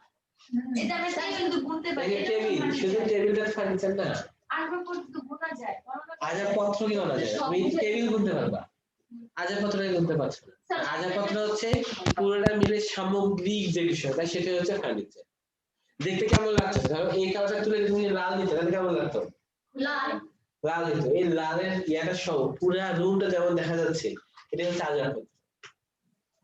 এই যে উপরের কালারটা, এই কালারটা আসবাবপত্রের অংশ, সিলিংটাও আসবাবপত্রের অংশ, ঠিক আছে? তাহলে তুমি আসবাবপত্রকে গুনতে পারছো না, এর ভিতরে যে টেবিল চেয়ার আছে এগুলোকে গুনতে পারছো। মানে ভিতরের উপাদানকে আমরা গণনা করতে পারছি না, কিন্তু এমনি গণনা করা যায়। হ্যাঁ, তাহলে ফার্নিচার হচ্ছে আনকাউন্টেবল লাস্ট এটা কি লিখছে ফিকচার। মানে এটা হচ্ছে যন্ত্রপাতি, এই যেমন না একটা ব্যাগে করে হাতুড়ি নিয়ে যায় অনেকে, গোনা যায় না। হ্যাঁ, ওগুলার ভিতরের অংশগুলো তুমি গুনতে পারবা। একটা আবার ভিতরের অংশ কি লিখা উপরের অংশ উপাদান বলতে ব্যাগের ভিতরে হাতুড়ি আছে, এই যে হাতুড়ি আছে, মাউস আছে, ডাস্টার আছে, ব্যাগে নিয়ে যাচ্ছে, না তো ব্যাগের ভিতরে সবগুলা একসঙ্গে আমরা ফিকচার বলবো। এই ভিতরে কি আছে? যন্ত্রপাতি আছে। যদি শুধু ফিক্সার আছে তাহলে স্যার সব তো আনকাউন্টেবল নাউন। নাম ফিক্স করে দেয় তাহলে কাউন্ট করবে। হ্যাঁ হ্যাঁ right. যন্ত্রপাতি গোনা যায় বলেন মাথা ফাটাবেন ভিতরের উপাদান কি তোমাদের মাথা মারার বিপজ্জনক। ঠিক আছে, এটা বুঝছো? Information, furniture, bread, soap, fixture আর চক চক। চক কেমন? সব তো গোনা যায় সেটা গণনা করা যায় না। আমরা খাতা লিখব নিউজে চকে গণনা করা যায়? যায় না যায়, যায় না কিন্তু এখানে একটা বিষয় আছে, চকে আমরা পিস হিসেবে গণনা করতে পারি, সেটাই যেখানে চককে আনকাউন্টেবল নাউনই বলতে হয়। তো ইংলিশ কি নিউজ না, ALK ভাইয়া নিউজ তো হচ্ছে সিঙ্গুলার নাম্বার। জি না, নিউজ শেষে এস আছে, তারপরে সিঙ্গুলার না, সবকিছুর সঙ্গে এস থাকলে যে প্লুরাল হবে এমনটা নয়। নিউজ মানে হচ্ছে সংবাদ, সবগুলো সংবাদের সমষ্টিকে বলা হয় নিউজ। নিউজটা হচ্ছে আনকাউন্টেবল। হ্যাঁ, এটাকে স্লাইস গুলো করতে পারে, আমরা যে রুটিগুলো কিনে এগুলো হচ্ছে পিস, এই পিস অফ ব্রেড, পিস তো গুনতেই পারি পিস তো করতে পারো, এটা তৈরি হয় কিন্তু পুরোটা একসঙ্গে, এটাকে আমরা স্যার স্লাইস তাহলে করি তো বা ব্রেড। পিস করি। হ্যাঁ, স্যার পিস গুনতে পারলে তো ব্রেড, আমরা ব্রেডও গুনতে পারি, কিন্তু সেক্ষেত্রে তো কেন হবে না? আচ্ছা আমরা এই বিষয়ে একটু পরে আলোচনা করব, তাহলে একটু খেয়াল করো। হ্যাঁ, স্যার মানিটা বলেন না কোনটা? মানিটা ও মানি, মানিটাও কিন্তু আনকাউন্টেবল নাউন। কারণ মানি বলতে এখানে টাকাকে না বলে মুদ্রা বললে বিষয়টা স্পষ্ট হয়, ঠিক আছে? এই মানি মানে হচ্ছে মুদ্রা এখানে, যেমন ডলার ধরনের মুদ্রা, ইউয়ান, রুপি, এগুলো মুদ্রা না? তো এগুলা সমষ্টি মানে হচ্ছে মানি, মানে এই মানি দিয়ে সবগুলোকে বোঝানো যাচ্ছে, সেটা হচ্ছে আনকাউন্টেবল নাউন। আর টাকা, ইউয়ান, রুপি, ডলার এইগুলো হচ্ছে কাউন্টেবল নাউন। ঠিক আছে, আমাদের কনফিউশন সবই দূর হবে। কাউন্টেবলের ভিতরে কি আছে? সিঙ্গুলার, আর একটা হচ্ছে প্লুরাল। সিঙ্গুলার মানে কি এক বচন, প্লুরাল মানে বহুবচন। তো সিঙ্গুলার বলতে এখানে কোন সময় এই কিংবা এন যোগ করাকে বোঝায়, আর প্লুরাল বলতে এর সঙ্গে মানে শেষে এস কিংবা এর যোগ করাকে বোঝায়। তার মানে কাউন্টেবল নাউনের সঙ্গে হয় আর্টিকেল যোগ হবে, নইলে বহুবচন হবে। যদি কোনো নাউনের সঙ্গে আর্টিকেল না থাকে, প্লুরালের এস কিংবা এস না থাকে, তাহলে সেটা কাউন্টেবল নাউন নয়। আর যদি হয় সেক্ষেত্রে অবশ্যই দুটো যোগ করতে হবে, তা নাহলে সেন্টেন্সটা ভুল হবে। ঠিক আছে, যেমন ধরো আমি বললাম আই নিড পেন, আমার কলম দরকার, সেন্টেন্সটা ভুল। এই কারণে ভুল। পেনটা কি কাউন্টেবল নাউন। কাউন্টেবল এর মধ্যে দুটো ভাগ, সিঙ্গুলার নইলে প্লুরাল। হয় এটাকে আমাকে সিঙ্গুলার হিসেবে ইউজ করতে হবে, নইলে প্লুরাল হিসেবে ইউজ করতে হবে। এখানে বলতে পারো I need a pen. I need pens দিয়ে। আর যদি বলো পেন্স বলো, সেক্ষেত্রে পেন্স তো অনেকগুলো পেনকে বোঝায়, তুমি কমায় বলো, ধরো দুইটা বলো, তিনটা বলো, মানে টু, তার মানে টু, তাহলে হবে পেন্স। বুঝছো? বলো আমি সিঙ্গুলার যে এস লিখে দিই, তখন তো সিঙ্গুলার এস থাকে। ওই যে নিউজ তো আরে নিউজ তো একটা ওয়ার্ডই না। নিউজ তো আলাদা বিষয়, নিউজের এস এর সঙ্গে সম্পর্ক, সব এস দিয়ে প্লুরাল বোঝায় না। তো ইকোনমিক্স, ফিজিক্স, ইকোনমিক বলতে পারবে তো। ইকোনমিক্স, ফিজিক্স, স্ট্যাটিস্টিক্স, আমার কত ওটা Ethics. সিঙ্গুলারে আমরা জানি যে এস বাই এস, কিন্তু প্লুরাল অনেক সময় যে এস বাই এস বা ঠিক আছে, সিঙ্গুলারে তো আমরা এস বাই অনেক বেশি। তোমার নাম কি? রুবিনা। হ্যাঁ। আমি তোমার নাম রাখতাম রুবিনা, তুমি কি করতে? তোমার এখানে তো আলমাস আছে না? এস বাজে নিউ কনসেপ্ট আছে না? এর নাম রাখছে আলমাস, এটা হচ্ছে বহুবচন হয়ে গেছে। তাহলে এস থাকলে বহুবচন হবে এমনটা নয়, যেখানে এস থাকছে সে এস থাকলে তো বহুবচন হবে ওরকম। এমনটা না। কিছু ওয়ার্ড আছে যেগুলো শেষে এস আছে সেগুলো আনকাউন্টেবল, সিঙ্গুলার। যেমন নিউজ, যে বললাম ফিজিক্স, স্ট্যাটিস্টিক্স, এগুলো কিন্তু পুরোটাই বহুবচন নয়। ঠিক আছে, এগুলো নাম তার মানে কি বললাম, কাউন্টেবল এর সঙ্গে অবশ্যই এ অথবা এন্ড কিংবা কোন সংখ্যা, যেমন 2 ইউজ করলাম, 2 3 4 5 এগুলো যোগ করতে হবে। ঠিক আছে, হয় সিঙ্গুলার করে ইউজ করতে হবে, নইলে প্লুরাল করে ইউজ করতে হবে, সাধারণত ইউজ করা যাবে না। তাহলে এটা প্লুরাল হবে। আর আনকাউন্টেবল এর ক্ষেত্রে কখনো এই এ কিংবা এন্ড, এস কিংবা ইএস এগুলো যুক্ত হবে না, এটা খুব ভালো করে মনে রাখতে হবে। তাহলে আনকাউন্টেবল এর ক্ষেত্রে আর্টিকেল যোগ হবে না, আর্টিকেল যেটা সেটা যোগ হবে না। তাহলে এটা পুনরায় এস কিংবা ইএস এটাও হবে না, কিন্তু এখানে কি হবে, আর্টিকেল ইউজ করতে হবে অথবা এস কিংবা ইএস যে কোনো একটা ইউজ করতে হবে।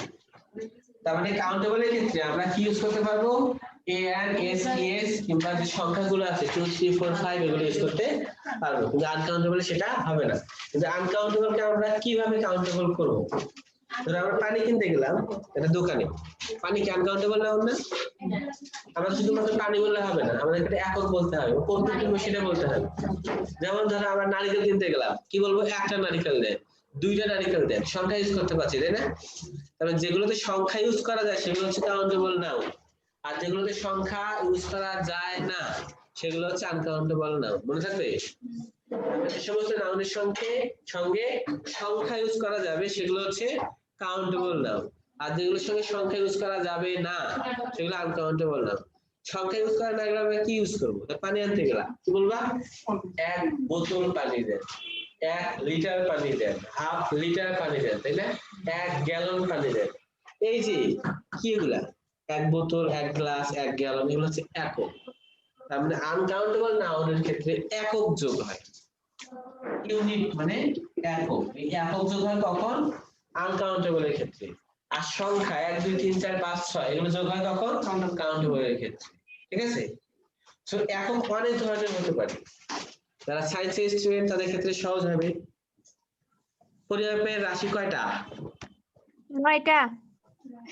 9টা। দৈর্ঘ্য, ভর, সময়, তাপমাত্রা, তড়িৎ প্রবাহ, জীবন ক্ষমতা, পদার্থের পরিমাণ। কয়টা? 7টা না 9টা? 7টা। 9টি দৈর্ঘ্য, ভর, সময়, তাপমাত্রা, তড়িৎ প্রবাহ, জীবন ক্ষমতা, পদার্থের পরিমাণ। 7টা হয়েছে। আর 7টা 9টা যাই হোক, এগুলাই। এই যে এগুলো হচ্ছে রাশি, ঠিক আছে? এই রাশিগুলো হচ্ছে আনকাউন্টেবল নাউন। এগুলো কি? Uncountable noun. আর এর যে এককগুলো সেগুলো হচ্ছে কাউন্টেবল নাউন। যেমন দৈর্ঘ্য, দৈর্ঘ্যের একক কি? মিটার। তবে দৈর্ঘ্য যদি বলতাম লেন্থ, লেন্থ মানে কি? দৈর্ঘ্য। দেখি ওটা আনকাউন্টেবল হতো। আর যদি মিটার বলতাম তাহলে কাউন্টেবল হতো। তাহলে 100 সেন্টিমিটার এটা কাউন্টেবল না আনকাউন্টেবল? কাউন্টেবল। হ্যাঁ বলেন। ভাইয়া ওইটি এর আগে একটা ভাইয়া পড়াইছিল যে সিঙ্গুলার নাউনের পরে হচ্ছে ভার্বের সিঙ্গুলার হয়, আবার প্লুরাল নাউনের পরে হচ্ছে ভার্বের প্লুরাল ফর্ম বসে। এটা একটু বুঝায় দিয়েন। আচ্ছা অবশ্যই, আগে শেষ করে নিই। বুঝতে পারছো? তার মানে কাউন্টেবলের ক্ষেত্রে সংখ্যা বসানো যাবে, আর আনকাউন্টেবলের ক্ষেত্রে একক বসানো যাবে, তাই না? ধরো এখানে ফার্নিচার ছিল না আনকাউন্টেবলে, আমরা এটাকে সিঙ্গুলার করব কিভাবে? A piece of furniture.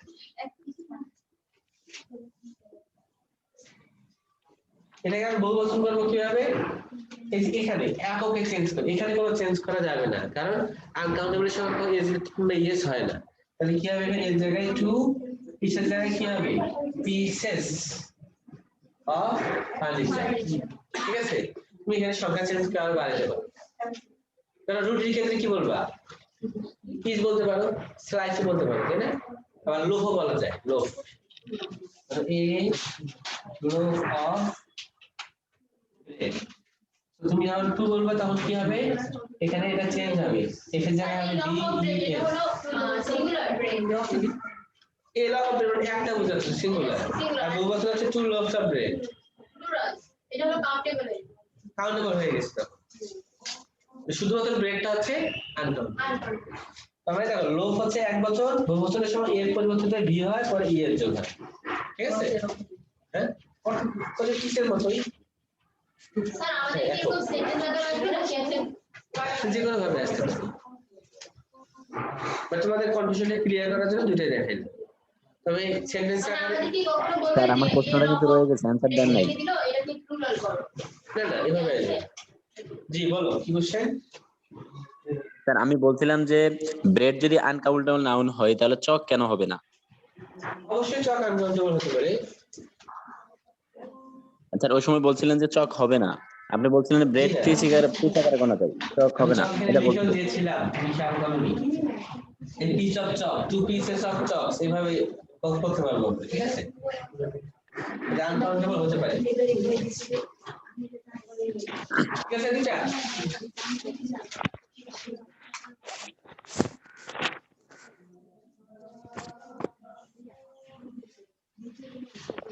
এখন আসি আমরা প্রোনাউন।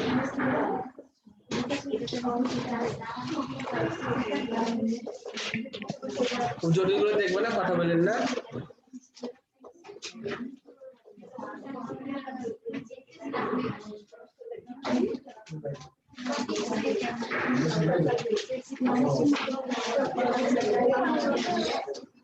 কথা বলেন না ম্যাডামরা।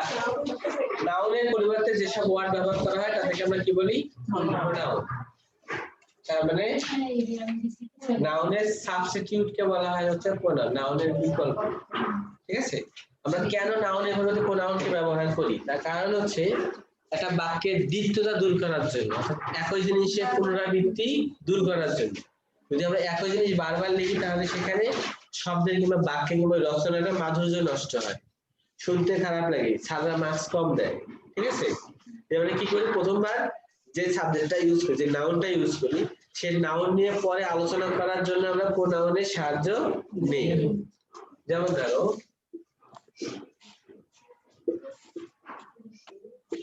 রহিম প্লেস ফুটবল।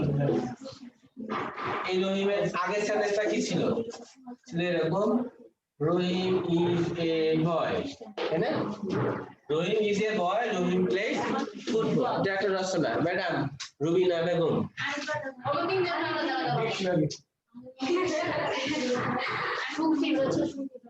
আচ্ছা হোক, রহিম ইজ এ বয়। তারপরে এই রহিমকে নিয়ে আবার নতুন করে বললাম রহিম প্লেস ফুটবল। তারপরে এই জায়গাটা আমরা কি ইউজ করবো? প্রোনাউন ইউজ করবো। রহিম ইউজ করলে কি হয়? নাউনের দ্বিতীয়তা হয়, নাউনের পুনরাবৃত্তি হয়, শুনতে খারাপ লাগে, তাই না? তারপরে এই যে প্রোনাউন, সে প্রোনাউনের কিছু ফর্ম আছে, ফর্মগুলো আমাদের দেখতে হবে। প্রথমে আমরা প্রোনাউনকে দুই ভাগে ভাগ করবো, একটা হচ্ছে ডেফিনিট প্রোনাউন আর একটা হচ্ছে ইনডিফিনাইট প্রোনাউন। একটু ভালো করে গুরুত্ব দিবা, খুবই ইম্পর্টেন্ট।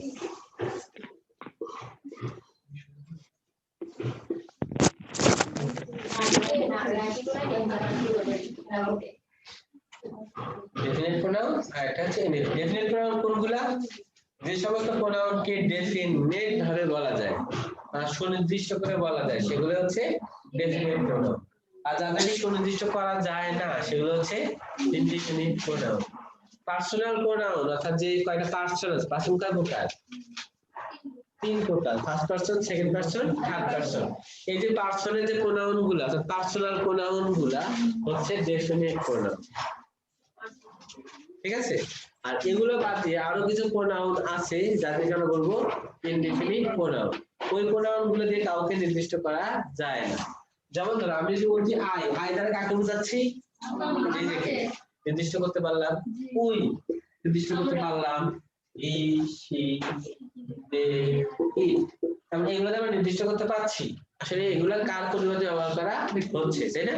তারপরে এগুলো কি ডেফিনিট প্রোনাউন।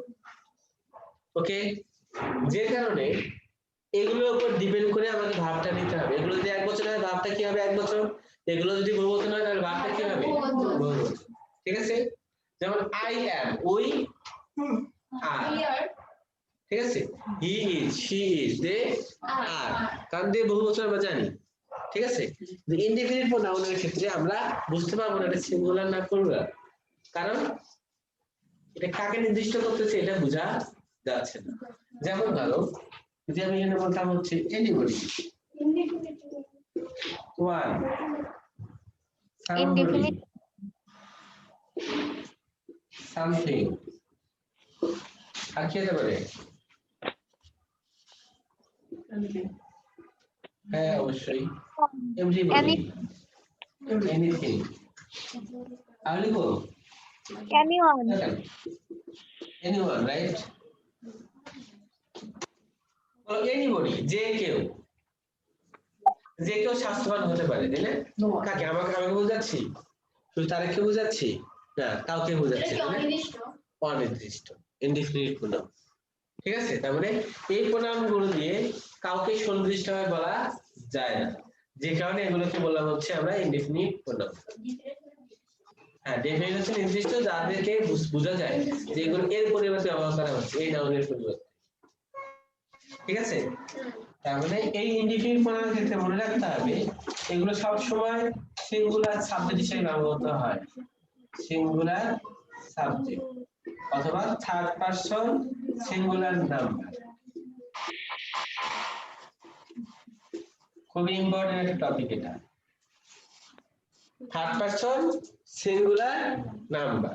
তুমি ইনডিফিনিট প্রোনাউন যখনই দেখবা তখনই ভাবটা কি হবে? সিঙ্গুলার হবে। থার্ড পারসন সিঙ্গুলারে যেরকম হয় ঠিক সেরকম হবে, ঠিক আছে? আর ডেফিনিটের ক্ষেত্রে আমরা দেখে বুঝতে পারবো এক বছর না বহু বছর। যেমন ধরো সাবজেক্ট, সাবজেক্ট সিঙ্গুলার হবে আর তারপরে ভার্ব হবে থার্ড পারসন সিঙ্গুলার নাম্বার। এই সাবজেক্টটাই থার্ড পারসন সিঙ্গুলার নাম্বার, ঠিক আছে? তাহলে এই ইনডিফিনিট প্রোনাউনগুলো কি হিসেবে ব্যবহার করা হবে? থার্ড পারসন সিঙ্গুলার নাম্বার হিসেবে। আর এগুলো দ্বারা কাউকে নির্দিষ্ট করা যায় না, যে কেউ হতে পারে, আমি হতে পারি, তারে হতে পারে, আরেকজন হতে পারে, আরেকজন হতে পারে, ঠিক আছে?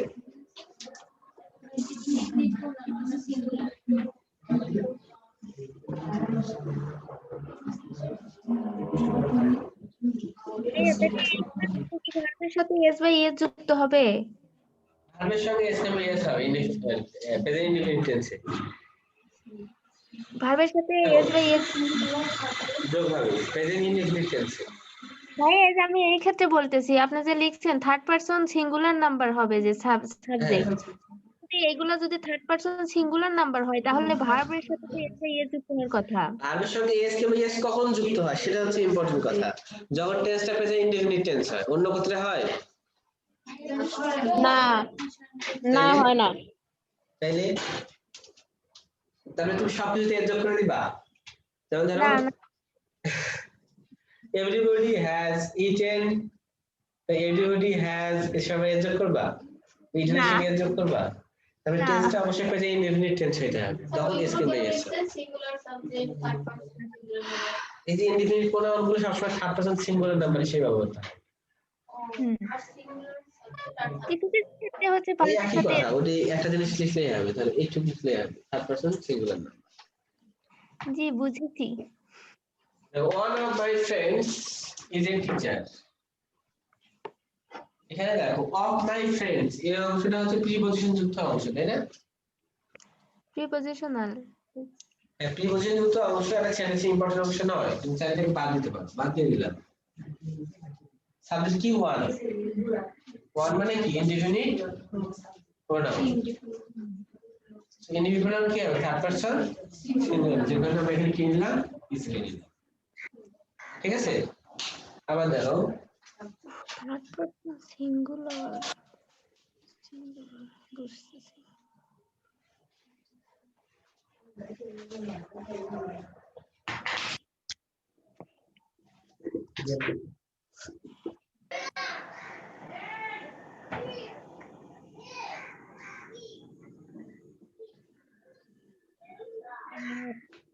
Every-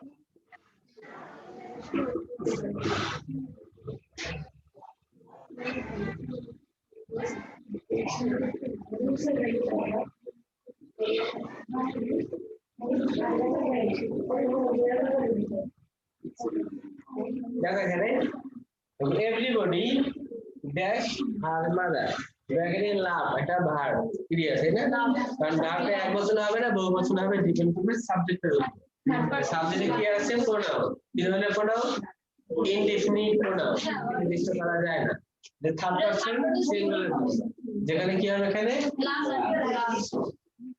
ঠিক আছে। লাভস কি প্লুরাল না? ভার্বের সঙ্গে এস মানে থার্ড পারসন সিঙ্গুলার, আর নাউনের সঙ্গে এস মানে প্লুরাল। সিঙ্গুলার হিসেবে ব্যবহার করা হবে। ভার্বের সঙ্গে এস মানে থার্ড পারসন সিঙ্গুলার, আর নাউনের সঙ্গে এস মানে সেটা প্লুরাল, দুটো জিনিস বলেন ভার্বের সঙ্গে এস কিংবা ইএস এর অর্থ হচ্ছে সাবজেক্টটা থার্ড পারসন সিঙ্গুলার নাম্বার হবে, মানে ভার্বটাও সিঙ্গুলার। S by S. যদি নাউনের সঙ্গে এস কিংবা ইএস হয় তাহলে সেটা প্লুরাল হবে, সেটা হলো ডিফিনিট হয়ে যাবে।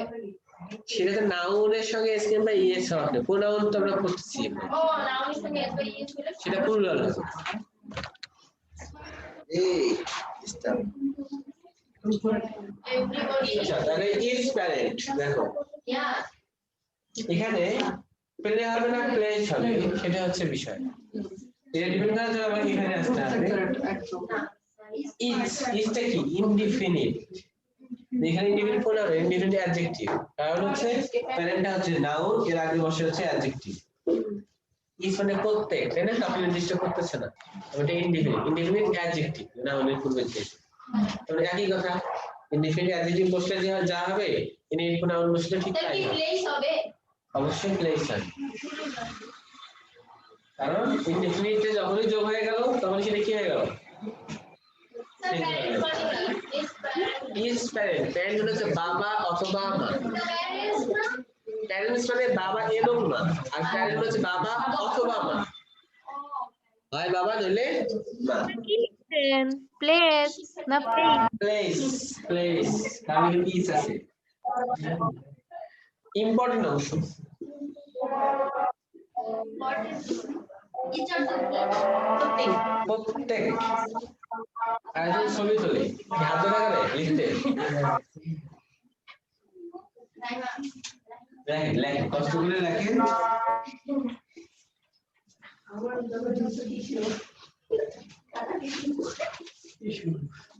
না হাতে লাগা করাবো না, অনলাইন আপনাকে তোমাদের করাবো। রহিম করিম স্যার গোষ্ঠী হবে।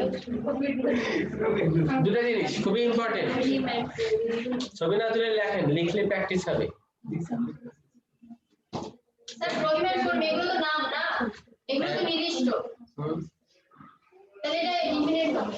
হ্যাঁ ইনফিনিট তুই তো I we he she they now definite now তুমি মানে হি দিতে পারি আমরা বুঝলি না হি হ্যাঁ এটা কেমন দিতাম দেখো এন্ড দ্বারা যুক্ত হয়েছে তাই না রহিম হচ্ছে থার্ড পারসন সিঙ্গুলার করিব হচ্ছে থার্ড পারসন সিঙ্গুলার দুটো সিঙ্গুলার যোগ হয়ে কি হয়েছে থার্ড পারসন প্লুরাল হয়ে গেছে তাই না সিঙ্গুলার এন্ড সিঙ্গুলার প্লুরাল হয়ে গেছে না রহিমের করিব থার্ড পারসন প্লুরাল সো ভাবটা কি হবে প্লুরাল নিতে হবে সো গো গই থাকবে সেটাই স্যার ঠিক আছে এখন আমরা কিন্তু ঠিক তাই যখন এখানে আই দিলাম এখানে দিলাম হচ্ছে you I and you go to school sir go মানে প্লুরাল, গো প্লুরাল না গো মানে যাওয়া যাওয়া এটা তো প্লুরাল করি না হ্যাঁ গো সরানো ছিল সিঙ্গুলার হওয়ার কথা না না কেন করি একা হলে গো ছিল তারপর সিঙ্গুলার এক সিঙ্গুলার মানে এক বছর আগে রহিম এবং করিম উপাদান হয়েছে দুইজন সো রহিম এবং করিম তুমি কি ইউজ করতে পারো দে ইউজ করতে হবে এখন তারা একজন একজন না মোট দুইজন স্যার আপনি লিখে দিয়েছেন যে থার্ড পারসন সিঙ্গুলার নামের ভার্বের সাথে ই বা এস যুক্ত হবে, কিন্তু ডিফিনিটের সাথে কি যুক্ত হবে সেটা তো বলেন না। ওখানে ডেফিনেটলি ছিল ডেফিনেটলি এক বছর হতে পারে বহু বছর বহু বছর হতে পারে সেটা বলেন। এখন দেখো রহিম হচ্ছে শুধু যদি রহিম হতো তাহলে কি হইতো শুধু শুধু রহিম হলে গোস হইতো তাই না আর রহিম অ্যাড করি তখন কি তখন সিঙ্গুলার থাকতেছে না থার্ড পারসন সিঙ্গুলার থাকতেছে না রহিম একটা করিম একটা দুইজন না তখন থার্ড পারসনই হচ্ছে কিন্তু সেটা প্লুরাল হয়ে যাচ্ছে দুইজন না গোস মানে কি? গোস হলে থার্ড পারসন সিঙ্গুলার রেখেছে এক বছর বুঝলি একটু আগে সেটা লিখছিলাম ঠিক আছে এটা হয়ে গেছে এটা গো শুধুমাত্র রহিম থাকলে বা করিম থাকলে গোস হয়ে যাবে তাহলে each boy and each girl এখানে দেখো indefinite adjective indefinite adjective and দ্বারা যুক্ত হইলেও কোনো লাভ নাই ইনডিফিনিট থাকলে ডিরেক্ট এখানে থার্ড পারসন সিঙ্গুলার তাহলে কি হবে লিভ অনির্দিষ্ট ঠিক আছে আচ্ছা বুঝছি sir.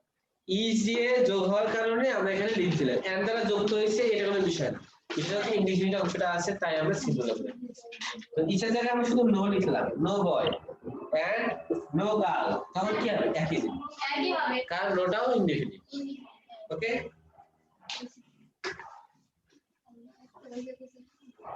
Sir no boy no girl মানে ছেলে না মেয়ে হলো তাহলে এটা তো নির্দিষ্ট হয় না লেভেলস কোনো বয়ই না কোনো বয় নির্দিষ্ট কেমনে যদি কোনো বয় নির্দিষ্ট মানে যদি আমাকে বুঝাইতো বা তারেককে বুঝাইতো বা অন্য কাউকে বুঝাইতো সেটা নির্দিষ্ট ছেলেও না মেয়েও না। ঠিক ছেলে না মেয়ে না, তাহলে সেটা কি থার্ড জেন্ডার এত মাথায় যাবে না না গেলে কিছু করার নাই ক্লাস শেষ চুপ করে বসে তুমি এসে যদি চিন্তা করো কখন ক্লাস শেষ হবে বেশি টাইম হবে বিপজ্জনক আচ্ছা আজকে সারাদিন ক্লাস করে আমরা যারা পড়াইতে অভ্যস্ত কিন্তু একবার 4 ঘন্টা 5 ঘন্টা পড়ানোর অভ্যাস আছে তাহলে ক্লাসটা না একটু আগে দিয়ে দিলে 10টা হ্যাঁ আমি বলছি কই সার্টিফিকেট ওই সকালে আরো বেশি ভালো তারপরে মাথায় ঢুকে আমি তাতে আসি 8টা থেকে ক্লাস দেন স্যার 5টা বাজে আপনি তো আসেন না হ্যাঁ আমি টাইম দিয়ে আসি স্যার 10টা দিয়ে দিন প্রতি ক্লাসটা আমি নিই না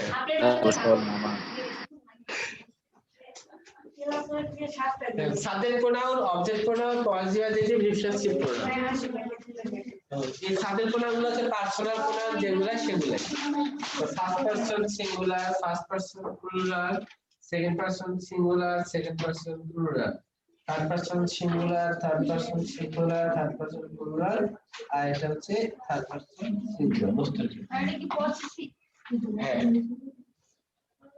স্যার পজিটিভ মানে ভালো আর রিফ্লেক্সিভ প্রোনাউন এটা মানে কি এটা হচ্ছে প্রোনাউনের প্রতিচ্ছবি তো সাবজেক্ট প্রোনাউন মানে যেসব প্রোনাউন সাবজেক্টের জায়গায় বসে মানে ভার্বের পূর্বে বসে সেগুলো হচ্ছে সাবজেক্ট প্রোনাউন ঠিক আছে স্যার এটা কি পজিটিভ অ্যাডজেক্টিভ হ্যাঁ কারণ নাউনের পূর্বে বসে আমরা যে সমস্ত নাউন প্রোনাউন যেমন প্রোনাউন সাবজেক্টের জায়গায় বসবে সেগুলো কি সাবজেক্ট প্রোনাউন। যেমন ধরো ড্যাশ লাইকস, এখানে দিলাম হচ্ছে হিম। ইউ দুই প্যাটার্ন লিখছেন স্যার একবার লেখ এটা ইউজ সিঙ্গুলার, এটা প্লুরাল। একটা সিঙ্গুলার দেখেন এটা dash likes me very much. খেয়াল করে দেখেন এটা ভার্ব কি? Like like. তারপর আগে কি দরকার? সাবজেক্ট দরকার। সাবজেক্টের জায়গায় আমরা কি বসিয়েছি? হিম। কিন্তু হিম কিন্তু সাবজেক্টের জায়গায় বসবে না, কারণ সাবজেক্ট প্রোনাউনের লিস্ট। তাহলে ইউ হিমের সাবজেক্ট ফর্ম হচ্ছে হি। আমরা হবে he. He likes me very much. He likes me very much. He likes me ঠিক আছে? তাহলে যদি আমরা এখানে এই মির জায়গায় একটা গ্যাপ দিই, এখানে দিলাম হচ্ছে আই, এখানে কিন্তু আই হবে না। কারণ কি? তাদের পরে অবজেক্টের জায়গায়। মানে আই এর অবজেক্ট ফর্ম হচ্ছে হি। বুঝতে পারছেন? তাহলে ভার্বের আগে সাবজেক্ট ফর্ম, ভার্বের পরে অবজেক্ট ফর্ম। তাহলে দেখো আই এর অবজেক্ট ফর্ম হচ্ছে মি, ওই থেকে আস, এখানে কোনো চেঞ্জ নাই, আই থেকে এম, সি থেকে হাত, দে থেকে দেব, ইট থেকে ইট। ঠিক আছে? ভাইয়া অত নিচে লিখলে দেখা যায় না। আচ্ছা লাস্ট এটা ইট, এটাও it. I me, we us, you you, he him, she her, they them. লাস্টটা হচ্ছে ইট একই জিনিস। বুঝতে পারছি লাস্ট লাইনে একটু প্রবলেম হচ্ছে। ঠিক আছে? তাহলে অবজেক্টের জায়গায় ভার্বের পরে যদি কোনো প্রোনাউন লাগে তাহলে হবে অবজেক্ট প্রোনাউন, আর ভার্বের আগে যদি কোনো প্রোনাউন লাগে সেটা হবে সাবজেক্ট প্রোনাউন। তাহলে দেখো পজিটিভ অ্যাডজেক্টিভ, এটাকে আমরা কেন অ্যাডজেক্টিভ বলি? কারণ এগুলো নাউনের পূর্বে বসে। এই কলমটা কার? আমার। এটা আমার কলম। এই যে আমার কার পূর্বে বসছে? কলমের আগে। কলমের উপর নিজের মালিকানা প্রতিষ্ঠা করতেছে। সো এই মাইটাই হচ্ছে পজিটিভ অ্যাডজেক্টিভ। অর্থাৎ যে সমস্ত অ্যাডজেক্টিভ কোন নাউনের পূর্বে বসে তার উপর মালিকানা দাবি করে সেটাই হচ্ছে পজিটিভ অ্যাডজেক্টিভ। ঠিক আছে? তার মানে আমার কলম মানে কি মাই পেন। সো এটার পজিটিভ হচ্ছে মাই। ঠিক আছে? কি বললাম? Positive adjective. Now my pen. পেনটা কি নাউন? নাউনের পূর্বে বসছে মাই, তাহলে কি হবে? অ্যাডজেক্টিভ। কি ধরনের অ্যাডজেক্টিভ? Positive adjective. ঠিক আছে? তারপরে পজিটিভ অ্যাডজেক্টিভ যা বসবে এখানে তারপরে অবশ্যই নাউন বসবে।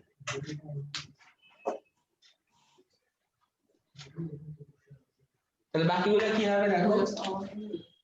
চিন্তা করো, কলমের সঙ্গে চিন্তা করো। আমাদের কলম, ওই থেকে কি আমাদের না? আমাদের কলম না, আওয়ার পেন। কি হবে? তোমার বই, তোমার কলম। তাহলে কি হবে? ইয়োর। এটা কি তোমাদের? ইয়োর। তার, তাহলে কি হবে?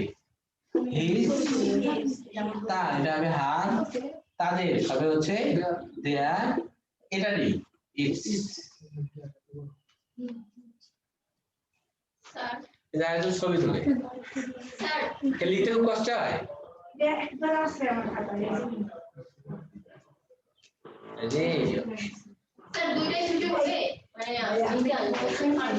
দুইটাই ছুটি হবে কিনা এটা নয়, ডেটে হবে।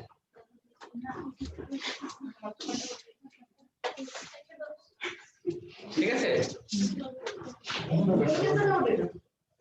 যেমন ধরো it is my cow, it is their pen, it is their house. তাই না?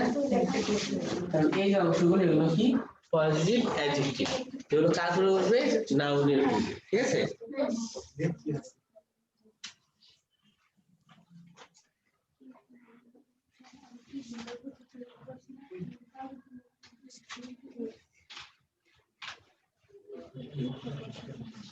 আচ্ছা এখন দেখো রিফ্লেক্সিভ প্রোনাউন। রিফ্লেক্সিভ প্রোনাউন হচ্ছে যে সমস্ত প্রোনাউনকে আয়নার সামনে দাঁড়ালে প্রতিচ্ছবি দেখা যাবে সেগুলো হচ্ছে রিফ্লেক্সিভ প্রোনাউন। ঠিক আছে? মানে এখানে প্রথমে কি ছিল? আই ছিল না? আইকে আয়নার সামনে ধরলাম, নিজেকে দেখতে হবে, নিজেকে মানে মাইসেলফ। মাইসেলফ, তো মাইসেলফটা হচ্ছে আই এর রিফ্লেক্সিভ ফর্ম। উই মানে আমরা সবাই আমাদের সামনে দাঁড়াইলাম, আরে দেখো নিজে দেখতে হবে we are our self, our our এক বছর থেকে আর বহু বছর হয়ে গেল, এখানে হচ্ছে ডি ইএস। আওয়ার সেলফ হ্যাঁ আওয়ার দিলে হবে না? না আওয়ার সেলফ না, আমরা আমাদেরকে দেখতে পাবো, আমাদেরকেই আওয়ার সেলফ বলে এটাকে, ঠিক আছে? সেলফ আওয়ার সেলফ, ইউ থেকে yourself সেলফ বহুবচন সেলফ, সেলফ কেন এই প্রথমটা এক বছর পরেরটা বহুবচন। বহুবচন, ইউ দুটো ছিল না, স্যার এটা কি সবসময় বহুবচনই হবে? কোনটা ইউ? না যে রিফ্লেক্স প্রোনাউন বহুবচন কেন? এই যে মাইসেলফ এক বছর, আওয়ার সেলফ বহুবচন, বহুবচন হচ্ছে ভি, এখানে হচ্ছে ভি হয় ইএস, ইয়ে এক বছর বহুবচন। হি থেকে হিমসেলফ, শি থেকে হারসেলফ, দে থেকে দেমসেলফ, ইট থেকে ইটসেলফ। ও মানে প্রথমটা ইওর সেলফ তারপরটা ইওর সেলফ একটা বহুবচন একটা এক বছর, সেলফটা এক বছর, সেলফটা বহুবচন।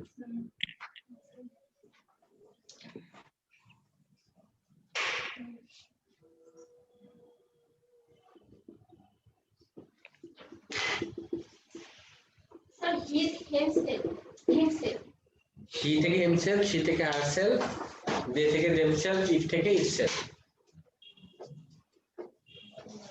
ইটসেলফ ঠিক আছে, তার মানে এখন দেখো এই রিফ্লেক্সিভ প্রোগ্রাম কখন ইউজ করবো? কিছু কিছু ভার্ব আছে যেগুলোর জন্য দুটো পক্ষের দরকার হয়, যেমন ধরো আই ফাইট উইথ, যুদ্ধ করা, যুদ্ধ করতে কজনকে লাগবে? দুটো পক্ষকে লাগবে, একটা পক্ষ আই আর একটা পক্ষ অন্য যে কেউ হতে পারে। তো রিফ্লেক্সিভ প্রোগ্রাম তখনই ইউজ করবো যখন এরকম ভার্ব থাকবে এবং এরকম ভার্ব দ্বারা একই ব্যক্তি কিংবা একই বস্তুকে বোঝাবে।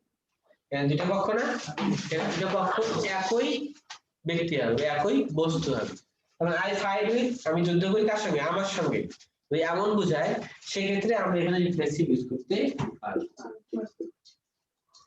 বুঝতে পারছো? তার মানে কিছু ভার্ব আছে যেগুলো দ্বারা দুটো পক্ষকে বোঝায়, দুটো পক্ষের দরকার পড়ে সে সমস্ত ভার্বের জন্য, সেক্ষেত্রে আমরা কি ইউজ করবো? রিফ্লেক্সিভ প্রোনাউনকে ইউজ করবো।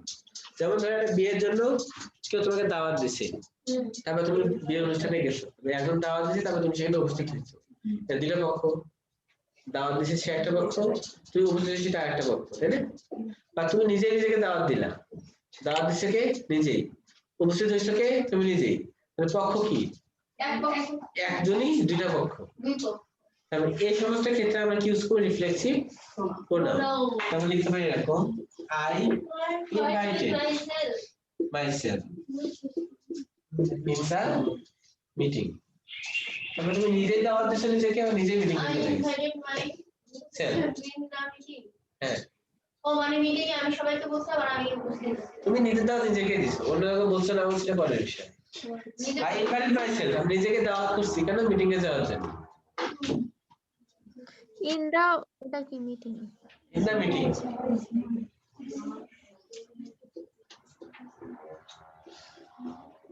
তো বি কেয়ারফুল, সাবধান হও। or you will burn, এটা জ্ঞান দিলাম। তুমি রান্না করতেছিলা, তোমাকে আমি এই সময় বললাম বি কেয়ারফুল, সাবধান হও, or you will burn, আমি সামনে কোনো অনেক yourself be careful, তোমাকে বললাম be careful, or you will burn, মানে পুড়ে ফেলবে কাকে? তুমি তো আগুন জ্বালাইছো নিজেকেই, so you are reflecting Himself. yourself, yourself ঠিক আছে? প্র্যাকটিস করতে হবে। স্যার অর নাকি অন ইউ উইল হ্যাঁ, or you will burn, or or অথবা। এখানে খুব গুরুত্বপূর্ণ একটা জিনিস, সেটা হচ্ছে স্যার যে বার্ন লিখে যে হাইফেন দিতে এখানে কি হবে এটা yourself হবে, এই যে you এর রিফ্লেক্সিভ প্রোনাউন yourself। স্যার এটা কি মানে এরকম সেন্টেন্স লিখে বলবে যে এটা রিফ্লেক্স প্রোনাউন কি হ্যাঁ, এরকম জ্ঞান দিয়ে রাখবে, এটা একবার কি আসছিল। স্যার হ্যাঁ। yourself দেখান yourself দেখান তুমি ওখানে yourself দিলে বহুবচন হয়ে যাবে, কারণ ইউ যেহেতু ওখানে বলেনি এক বছর না এক বছর তো এখানে তুমি yourself দিতে তোকে এক বছর বুঝলা, তুমি yourself দিতে তাহলে বহুবচন হয়ে যেত। yourself দিলে তো বলবে তো না না ইউ দ্বারা এক বছর তুমি বহুবচন। সাবধান হও, নাহলে তোমাদেরকে তুমি করে ফেলবে। এখন তুমি সাবধান হও, মানে এখানে তুমি বলতে পারো তোমরা সাবধান হও, বলতে পারতা না? তোমরা সাবধান হও, নাহলে তোমরা হ্যাঁ, মানে অনেকগুলো চুলা আছে, তোমরা সবাই চুলার সামনে রান্না করতেছে। ইউতে বহুবচন হতে পারে, এক বচন হতে পারে। রিলেটিভ প্রোনাউন খুবই ইম্পর্টেন্ট।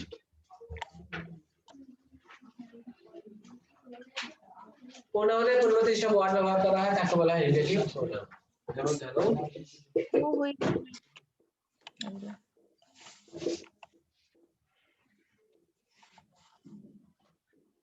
নাউনের পরিবর্তে প্রোনাউন ইউজ করা হয়, আর প্রোনাউনের পরিবর্তে রিলেটিভ প্রোনাউন ইউজ করা হয়। এই যে ফিরেছে বলে কি রিলেটিভের পরিবর্তে প্রোনাউনের পরিবর্তে রিলেটিভ প্রোনাউন ইউজ করা হয়। নাউনের পরিবর্তে প্রোনাউন, আর প্রোনাউনের পরিবর্তে রিলেটিভ প্রোনাউন। নাউনের পরিবর্তে যখন আমরা প্রোনাউন ইউজ করি তখন সেন্টেন্সকে আলাদা করার দরকার হয় না, শুধুমাত্র নাউনের পরিবর্তে প্রোনাউন ইউজ করলেই হয়। তো যখন আমরা প্রোনাউনের পরিবর্তে রিলেটিভ প্রোনাউন ইউজ করব তখন দুটো সেন্টেন্সকে অ্যাড করে ফেলতে হবে। আগে আর আগের মতো আলাদা থাকে না, ঠিক আছে? কি হয়ে যায়, একটা সেন্টেন্স হয়ে যায়।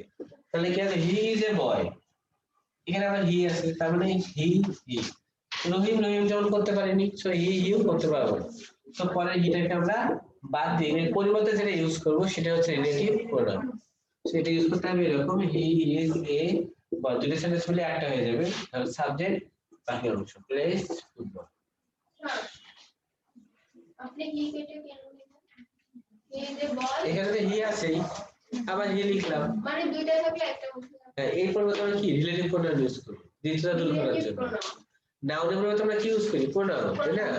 তো এখানে রহিম থাকলে এখানে রহিম থাকলে আমরা এখানে হি লিখতাম না, হ্যাঁ তো এখানে আবার হি আছে, এখানে হি আছে, তাহলে হির পরিবর্তে আমরা কি লিখবো, রিলেটিভ প্রোনাউন কি আপনি লিখেছেন স্যার? হ্যাঁ, আজকে? এর আগে না, আজকে লেখাইনি। তো এখানে এখন কি ইউজ করব, এখানে দেখবো যে ব্যক্তি না বস্তু। ব্যক্তি ক্ষেত্রে হবে হু, আর এটা হচ্ছে হুম। রিলেটিভ প্রোনাউন ইউজ করার ক্ষেত্রে আমরা দেখবো ব্যক্তিকে, যদি ব্যক্তি হয় তাহলে হবে হু অথবা হুম। হু এবং হুমের মধ্যে হুটা হচ্ছে সাবজেক্ট ফর্ম, ওটা হচ্ছে সাবজেক্ট ফর্ম, আর হুমটা হচ্ছে অবজেক্ট ফর্ম।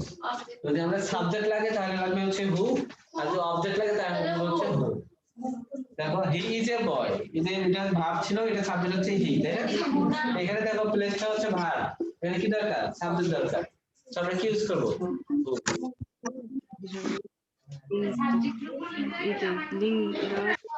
তাহলে ভার্ব দেওয়া আছে ওখানে, ভার্বের সাবজেক্ট লাগবে না, তো সাবজেক্ট হিসেবে আমরা কি নেব, হু, আর হুটা সাবজেক্ট ফর্ম, আর হুটা হচ্ছে অবজেক্ট ফর্ম।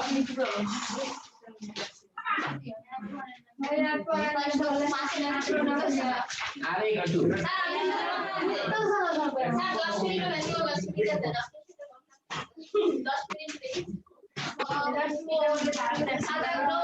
আচ্ছা, এখানে তাহলে ভেজতে কি করতে হবে সেটা বলে দিই।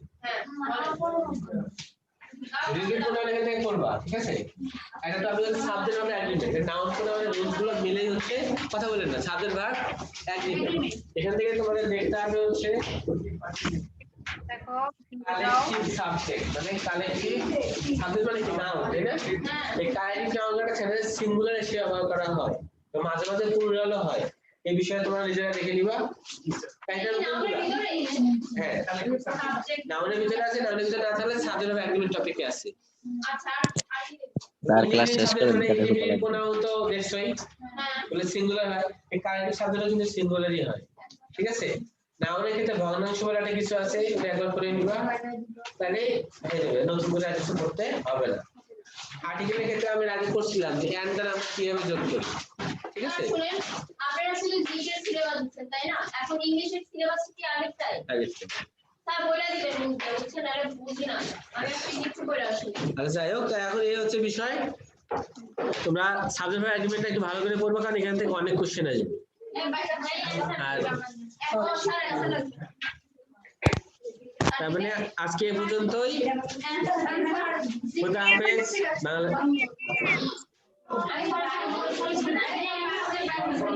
একটু কথা কম বলেন, একটু শুনে নিন 2 মিনিট। যারা অনলাইনে আছো তাদের কোনো প্রবলেম আছে? আমরা আগে বাংলা পরীক্ষা দিছি, ইংলিশ পরীক্ষা দিছি, ওগুলো রেজাল্ট নাই। হ্যাঁ, ওগুলা আমি দেখতেছি, দেখে দেওয়ার ব্যবস্থা করতেছি। স্যার আজকে পরীক্ষার রেজাল্ট কবে পাবো? আজকে পরীক্ষাটা নেক্সট দিনে, নেক্সট ক্লাস পরে। আমাদের যে গ্রুপ আছে সেই গ্রুপে চোখ রাখবা, তাইলে হবে। সবসময় গ্রুপেই প্রায় থাকি। ওকে, আল্লাহ হাফেজ।